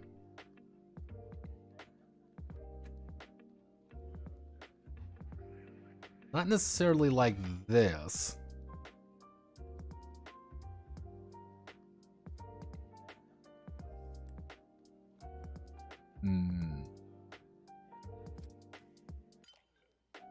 What am I looking at here? What am I thinking of here? What am I actually thinking of here? This has got to be a thing that exists somewhere.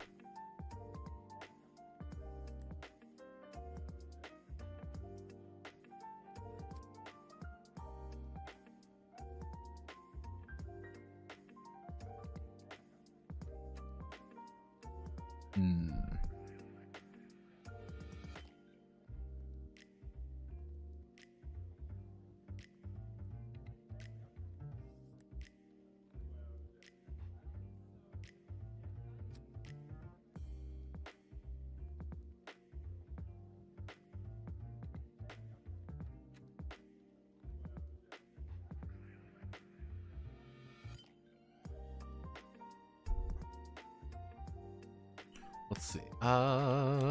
Wouldn't like Warhammer only for fantasy kind of have the autism-based sword fighting? Not really. They don't. It's not really. I mean, parts where limbs are easily broken and cut off. To a degree, I don't want to be like you get hit once by a sword and your arm flies off, but it's like. It's kind of the idea of if I want to get really autistic about things, I mean really, really autistic. Effectively, let's say I swing at your arm. Say this is our arm ring. Now, obviously, the first layer to anything is going to be muscle, skin, all of the stuff that keeps the blood in our body. Now, the thing is, this is fairly deep. This goes fairly deep. Because you want to know what's in here, though? You want to know what's actually in this little area? Well, very simply put, this is bone. Bone is harder to cut through.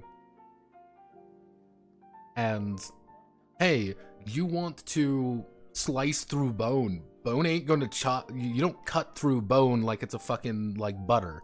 No, you gotta be fucking strong to cut off a limb. And the thing is, if you really look at, like, people getting limbs and shit cut off, they don't get limbs cut off. They get cut off because they get amputated later because they are horribly fucking mangled. You get a hand cut off because, if you think about it, your wrist has not a lot of, but like has two little bones in it. You snap the bones off if you hit them hard enough and you fucking snap the bone. So effectively, your arm here is now 2 layers of health, 2 layers of effective health. Is that you would have to pierce through flesh and then pierce through the bone if you want to cut it off. But that's where blunt weapons come in handy, because blunt weapons aren't really going to do a lot of damage to the muscle. It's not going to do a lot to that over thing. It's going to leave a fucking nasty bruise, and I wouldn't want it happening. But hey, you want to know what happens when I crush your hand with a hammer? Yeah, your hand isn't going to get cut open. Every fucking bone in their fucking hand is now broken. And that should be a thing that someone has to think about. I swing a hammer at you. I swing a great hammer at your chest. I hit you. I'm not going to tear into your chest. Your chest isn't going to explode open. No, I've broken every rib in your body now, though. I have broken ribs. And oh, what happens when a rib breaks? Yeah, bone breaking can open. Yeah, the thing is, you break a bone, you know, shit's gonna open up, but it's kind of that idea, like, it's a little bit more complicated. It's not, I cut you, skin is now open, blood comes out. I shatter a bone starts jutting out. A little different. But yeah, they crunch and turn stabby. That's kind of the idea, though. It's like you would break the bone first, causing damage. So if you want to play, like, hey, we want to keep this guy technically alive, what do? Get a fucking hammer and break his kneecaps. I mean, now another option. Another very autistic option could be we literally just elect where you want to hit. That's all you do, is you elect where you are hitting. You say, hey, I want to slash at your chest. They're like, fuck. And then they're going to try to retaliate against that. And, you know, you're going to make your roll, they're going to make their roll. And if you beat them, cool. You know, like, why not just attack the head every time then? Now you run into the scenario of one of the things where Riddle of Steel combat got a little bit more complicated.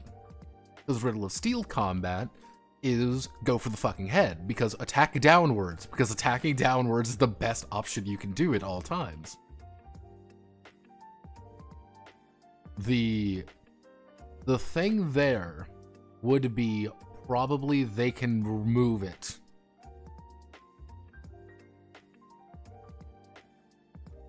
That would be my thinking there, is that you would need to have some way for, I am making a dedicated target against you. I am going to swing at you and being like, oh, I'm just going to defend against this, obviously.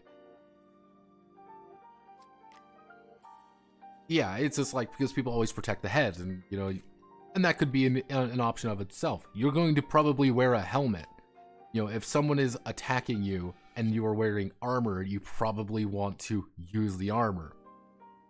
Or alternatively, we could put penalties to targeting certain locations. That feels weird, though, in this kind of game. Again, maybe easy answer would be this. 1, 2, 3, 4, 5. Easy. You say, you will elect where you are swinging, and if you're stabbing someone, we would just say, probably like a cross shape. See, stabbing would be, hey, where are you, like, where do you want to stab? That would be my question of, like, where are you stabbing? Because if you're stabbing at the chest, for example, you wouldn't be really asking, hey, I want to stab at the head. It wouldn't be like, I want to stab someone, being like, okay, where are you stabbing? Being like, I want to stab them in the heart. I know where their fucking heart is. I am going to stab at it because I want to kill them. If you're wearing a breastplate, that gets a little bit more complicated. I mean, what kind of armor are people running around with? Not a lot. That's kind of the thing. Not a lot of armor. It's kind of what I want to do is what I would want to do is you are running the people who do have armor, good armor, are scary people because they are very wealthy and they can afford it. And if someone rolls up in full fucking armor, that means they know what the fuck they're doing. Currently, this is very early, by the way. I really don't have too much here. It's vaguely Iron Age. But that's not really committed. It's not really committed at all.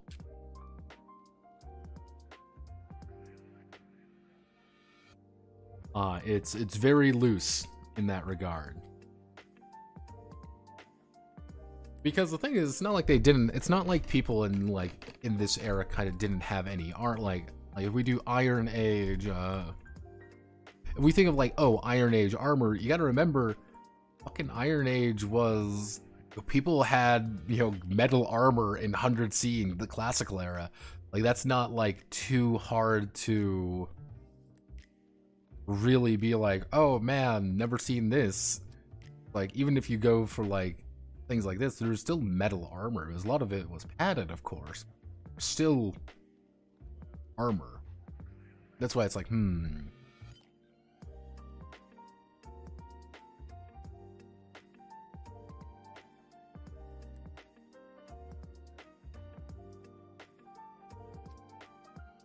Like you could get like a, hey, I want to get a chain, like getting a chain shirt is not impossible.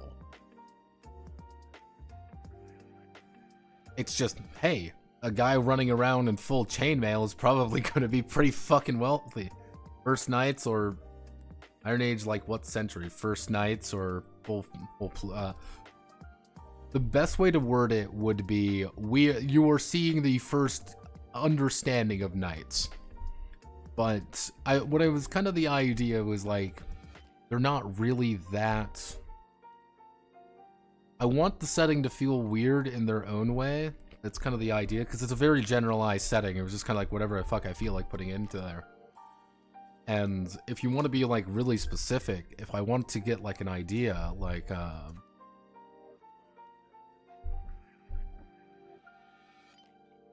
kind of even like RuneQuest, and kind of the idea of like, you do have people who are actually in real intricate armor, and then you have other people who are clearly not. It's kind of like there's a person running around in like in actual armor in Glorantha, but there's a lot more people who just don't. Like that shit's expensive. There are knights, but not where you are. It's kind of the idea. Like it's supposed to be a little bit weird. That's why I'm kind of giving like vaguely like. Really don't have like an idea like too strong, but like nothing plate. That'd be the big thing. Being like, there's no such thing as going to be like plate armor. And if there is going to be something like, if you want to, you know, like a cataphract, like in the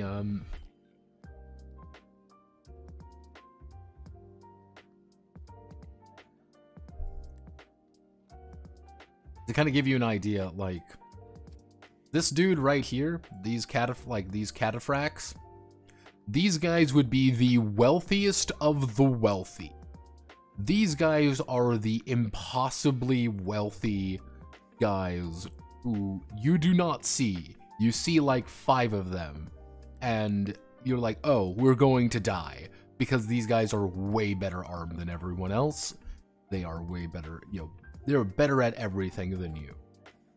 But you don't fight them like that. Why would you? That is not a target for you. They belong, you know, they are sworn to the to the castle gods and stuff like that usually. They don't venture beyond their walls. Why would they? There's no reason for them to do. They're incredibly wealthy. They can do whatever the fuck they feel like. Kind of like if we do let's do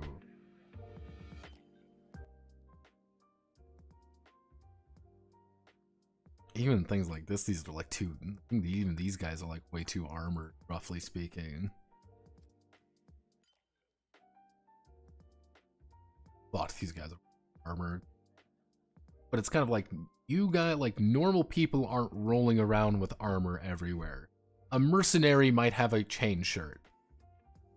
You know, like actual warriors will have armor, but do you really want to fight then?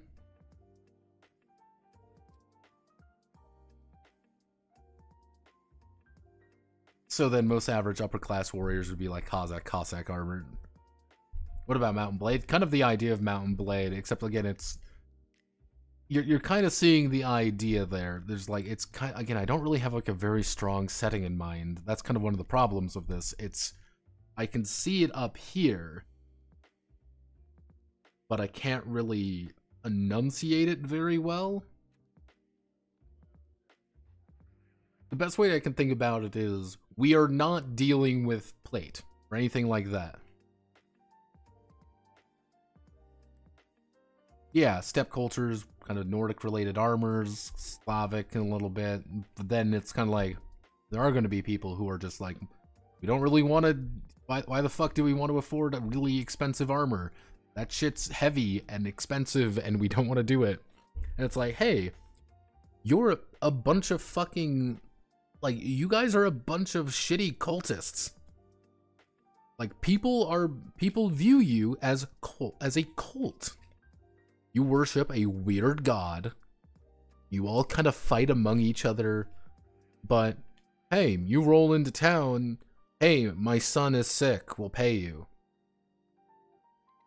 Like, hey, my brother cut his hand, and he needs someone, like, he's cut his hand really bad, and we think it's infected. Can you please look at it? Like, yeah, cool. And you look at it, be like, oh, all right, like, your hand's fucked. Like, we can amputate the hand, and that's what we're going to do. We are going to amputate your hand, but we'll take that as payment. We'll take your horribly infected hand as payment, and we'll see from there. Like, oh, you have horrible sepsis, and like we're gonna have to chop your fucking arm off, and like you'll live. We can make sure you'll live.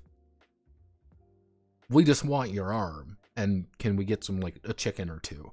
Like, can we have some food?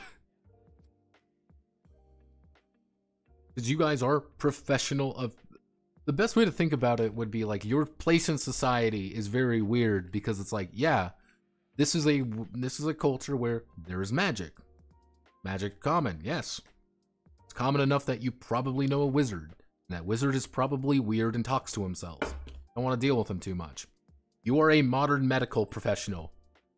Yeah, well, know how to do it, and you have magic liquid that makes sure people don't die on the operating table as easily. In exchange, you just want, a kidney. Or, hey, yeah, we'll save your son's life. We just want 3 fingers. Oh, what do you mean you want 3 fingers? I want 3 of your adult fingers or your hand. It's just like, take your fucking pick. Like, I'll just give me some of your fucking organs already. And that's a tithe you pay. That's a blood tithe. You are a weird person. You are just a part of the. You are a small part of this larger society. A little bit weird. Kind of the point.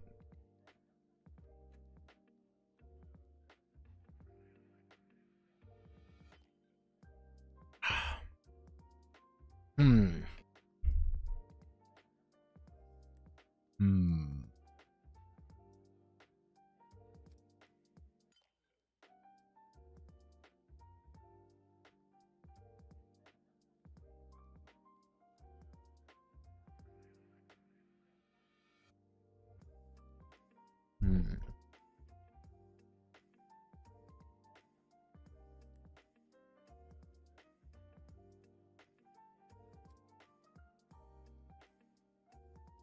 Go for it. Go for it. Because Ethical kind of pointed out a major issue, like, why wouldn't I just target the head constantly? And none of those Riddle of Steel games actually solved that crisis at all, for obvious fucking reasons.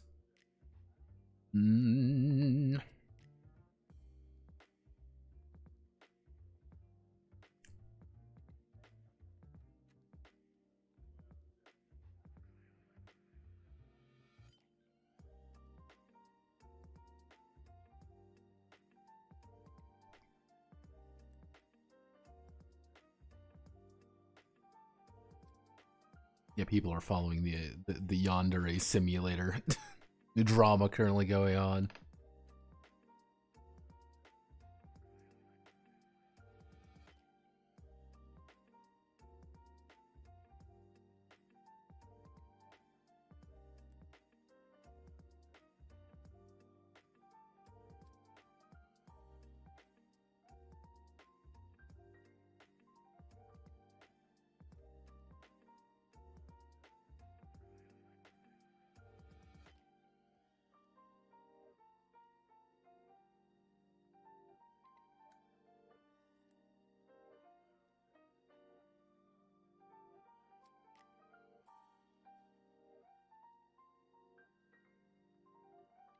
Hmm.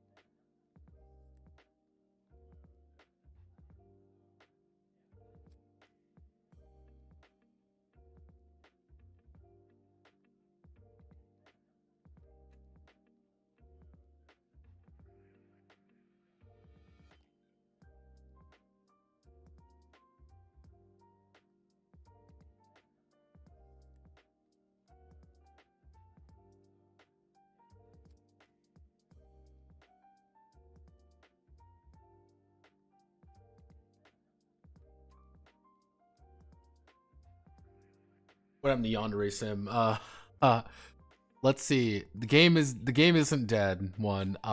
He got accused of grooming a kid this last year, which, from the sounds of it, it seems like there was a lot of people involved who wanted to make him out to be a little weird. The thing is, he made a video today saying, hey, yes, I did talk to a 16-year-old fan who identified herself as a 16-year-old fan. And I decided to have a conversation because he said, that's perfectly normal because I had adult friends when I was older. Isn't he a little weird? No, just a little.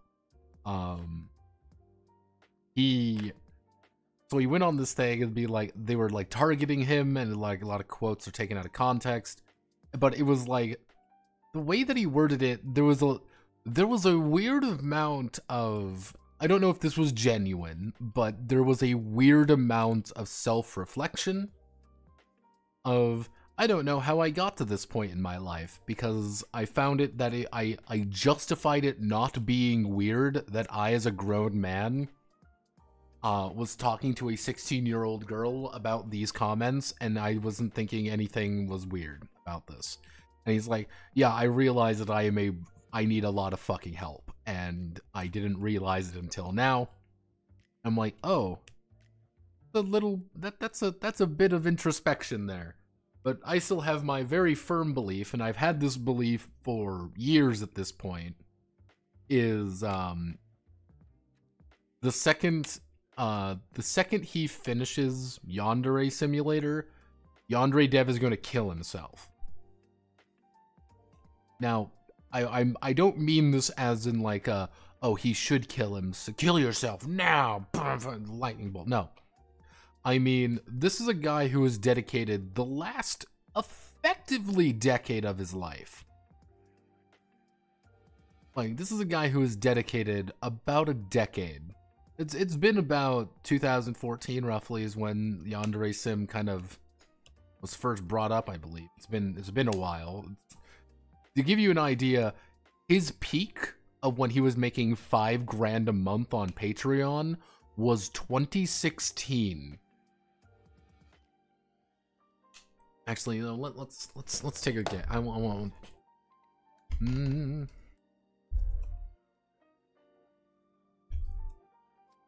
2014, yes. Yandere Simulator has officially been in development for a decade. That's the funny thing. It's been literally a decade for what's going on here, and he celebrated the 9th anniversary. So roughly speaking, let's call a spade, a decade. The thing is, this wouldn't be drama, but think about it. You are roughly, he would be in his 20s at the time. He's probably about 30. He's probably about 31, 32. He has been working on Yandere Simulator for pretty much the entirety of his 20s, or at least the back half of his 20s. And this is something that when he finishes it, it will never leave him. He will always be the guy who made Yandere Simulator. And that's why I've always had this belief that every single thing is delaying. Because he could have finished this a few years ago when TinyBuild approached him. Because remember when he did TinyBuild? When TinyBuild legitimately was going to finish his game for him? And he said no? Because I think he realizes when Yandere Simulator is done, he doesn't have anything else. He doesn't have anything more than Yandere Simulator. And he has been, you know, how old is Alex? He is 35. You gotta remember this. He spent the back half of his 20s and early 30s working on Yandere Simulator. These are the brightest times of his life, and he's been working on one game. Yeah, again, that's... You can't end it, because what happens when you end it? He could release it and make a jillion dollars and be a filthy rich man, but that would be his life's work. That's it. This is his magnum opus, and it's a game that he doesn't know how to make. So we'll just add a bunch of stuff.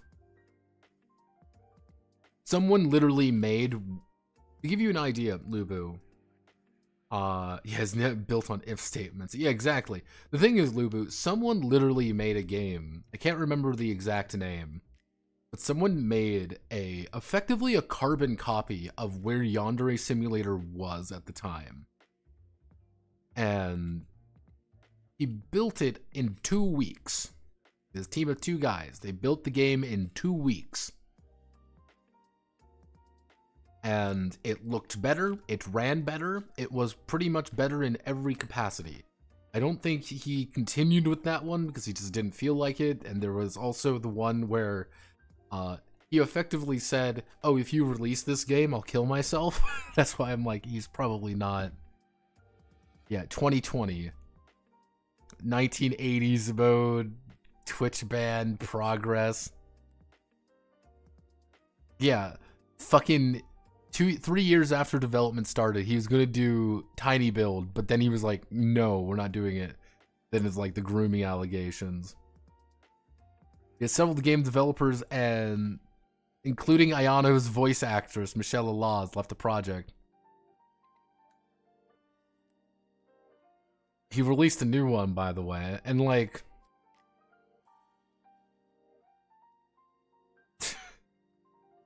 I think, like, this is the weird thing where it's like, I believe this project is dead in the water, but because he doesn't want it to end. Because he can't let it end. Because the second it ends, what does he have? I mean, what can you... Think about it like this. Like, what can you put on, like, a resume, for example? What can you put on a resume? Hey, I worked on a game where I take panty shots of girls, and I made a shit ton of money on Patreon, but didn't deliver anything. And it failed miserably, and it's a shit show and doesn't run. Like, no, this is it. This is, like, his thing. And people still pay him $1,000 every month for it. Because I think there's a lot of sunk costs. Because let's assume you've been giving $3.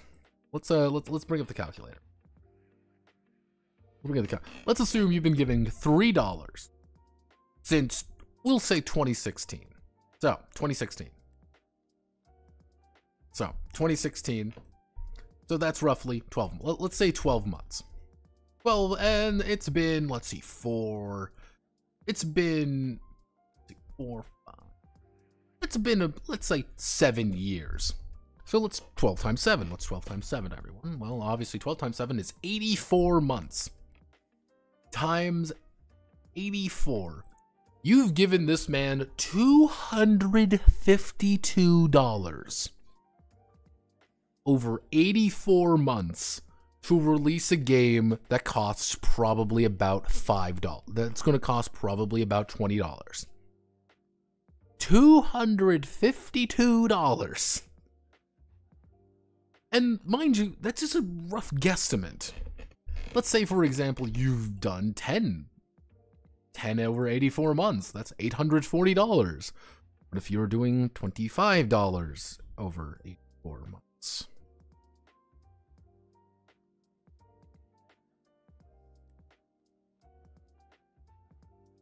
I mean, putting on a shit show doesn't run. It's kind of Bethesda shtick, isn't it? Well, the thing is, it's Bethesda games are bad because the Bethesda games have some issues because there's a very large group of people sitting around a boardroom. Every single one of them going like, yes, yes, yes, yes, okay, they want this, they want this. That's like with Starfield's entire existence, is there was a bunch of people sitting in a boardroom drawing something up, and there was no anything else. People like Skyrim, so let's make Skyrim in space. Boom, billion-dollar idea. Now, the thing is, so you've done that, and it's like, oh, it doesn't run very well, but who do you pin the blame on? You pin the blame on no one. Because Starfield is a technical marvel. It doesn't, you can put on, like, yeah, I worked on fucking Starfield. I shipped that shit. Looks fucking good anywhere you put it. And Starfield probably is the largest game ever. For a variety of reasons. But just doesn't work, but who fucking cares? It's the largest game ever created. It'll always probably be the largest because it's full of nothing, but you've got that, but then you look at it, you're like, okay, maybe we're looking at it a different angle. Maybe we got to look at it from a different. This is one man, and even as Spartan said, the entire game isn't even programmed well. It's if statements. If X, then Y. If Y, then Z. If Z, then A. If A, then B. That is not how you program shit. And it is incredibly amateurish, but he's been getting paid a couple $1,000 every month for it. And I wish I got paid a couple $1,000 to not put out something. Jeez. Support me on Patreon. Yeah, no, it's it's a mess.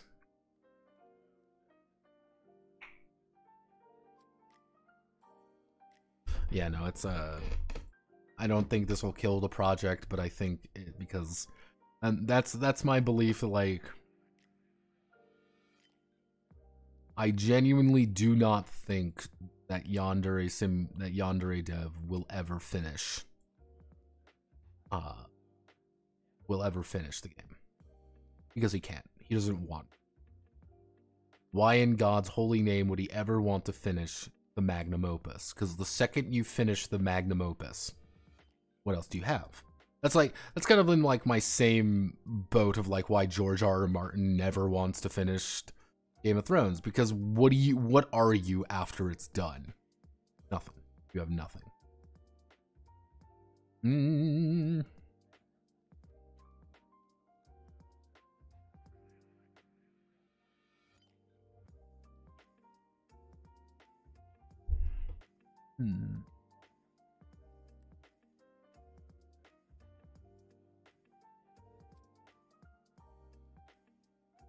The enemy dodges away. The strike doesn't handle the enemy blocks. Rifle, see dagger or some shit. Blocks should be more reliable and negate damage. Please lose some stamina. Boys, stabs kind of. I swear, I swung his left shoulder. He guesses dodges away. Since my skill is high, I still have a minimal chance to hit. Blocked.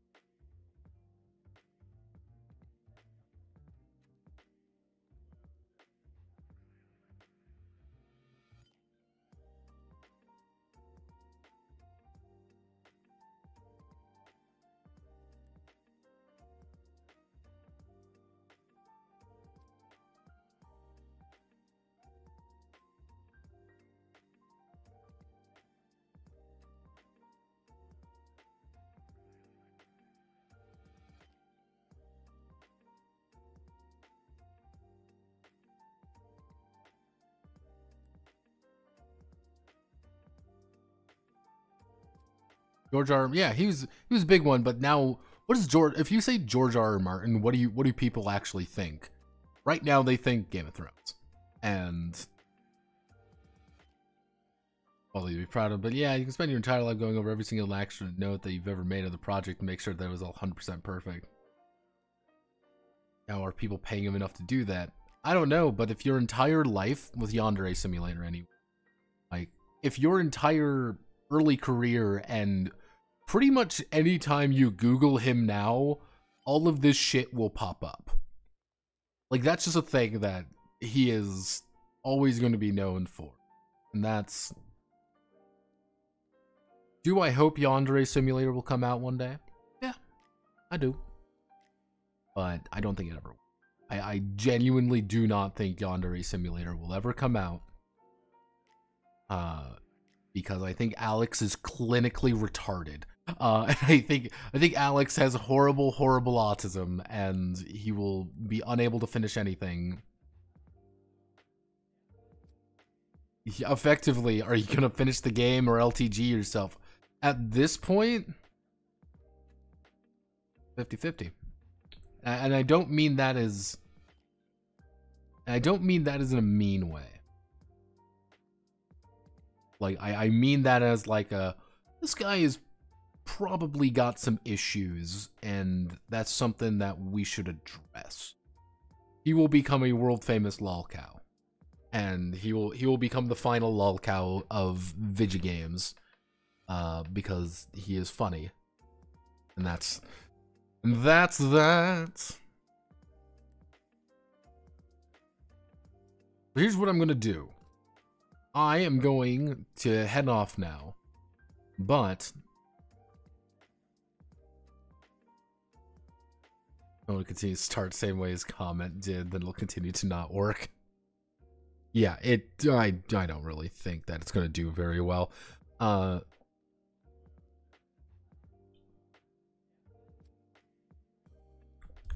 I'm going to do is I'm going to debate on this. There's a few things that I want to do. There's a few ideas that I want to kind of muse about, but I think going for the 12v4 system just kind of represent, like, yeah, you are a very competent person at a few things, but you are also not perfect at a few others. And I think we can make this work. Manly suggestions for combat does work.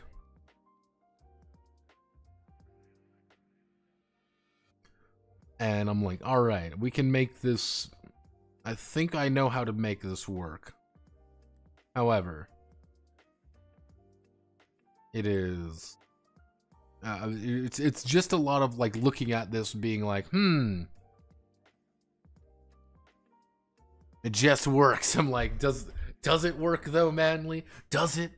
Are we but mad? Mad at the internet? Yeah, no, I will debate. I will look at it and see what I can do. I have a few ideas, and don't worry, I've got Cardboard Excalibur here. It's not perfect, but he's my sword now, and he's... I'm literally going to put this next to my desk and swing it every now and again. I want to feel good about myself. But yes, thank you all for being here. Godspeed, good luck. Have a wonderful rest of your night. I am going to debate on this. Little lies, stunning shows, people buy, money flows. Pretty Little Lies, it's all it takes. Hell yeah. Gonna work on this. If I feel confident We will start on Wednesday. If I don't feel confident, we will do another one of these. I'm feeling decent, but just want to preface this. All right.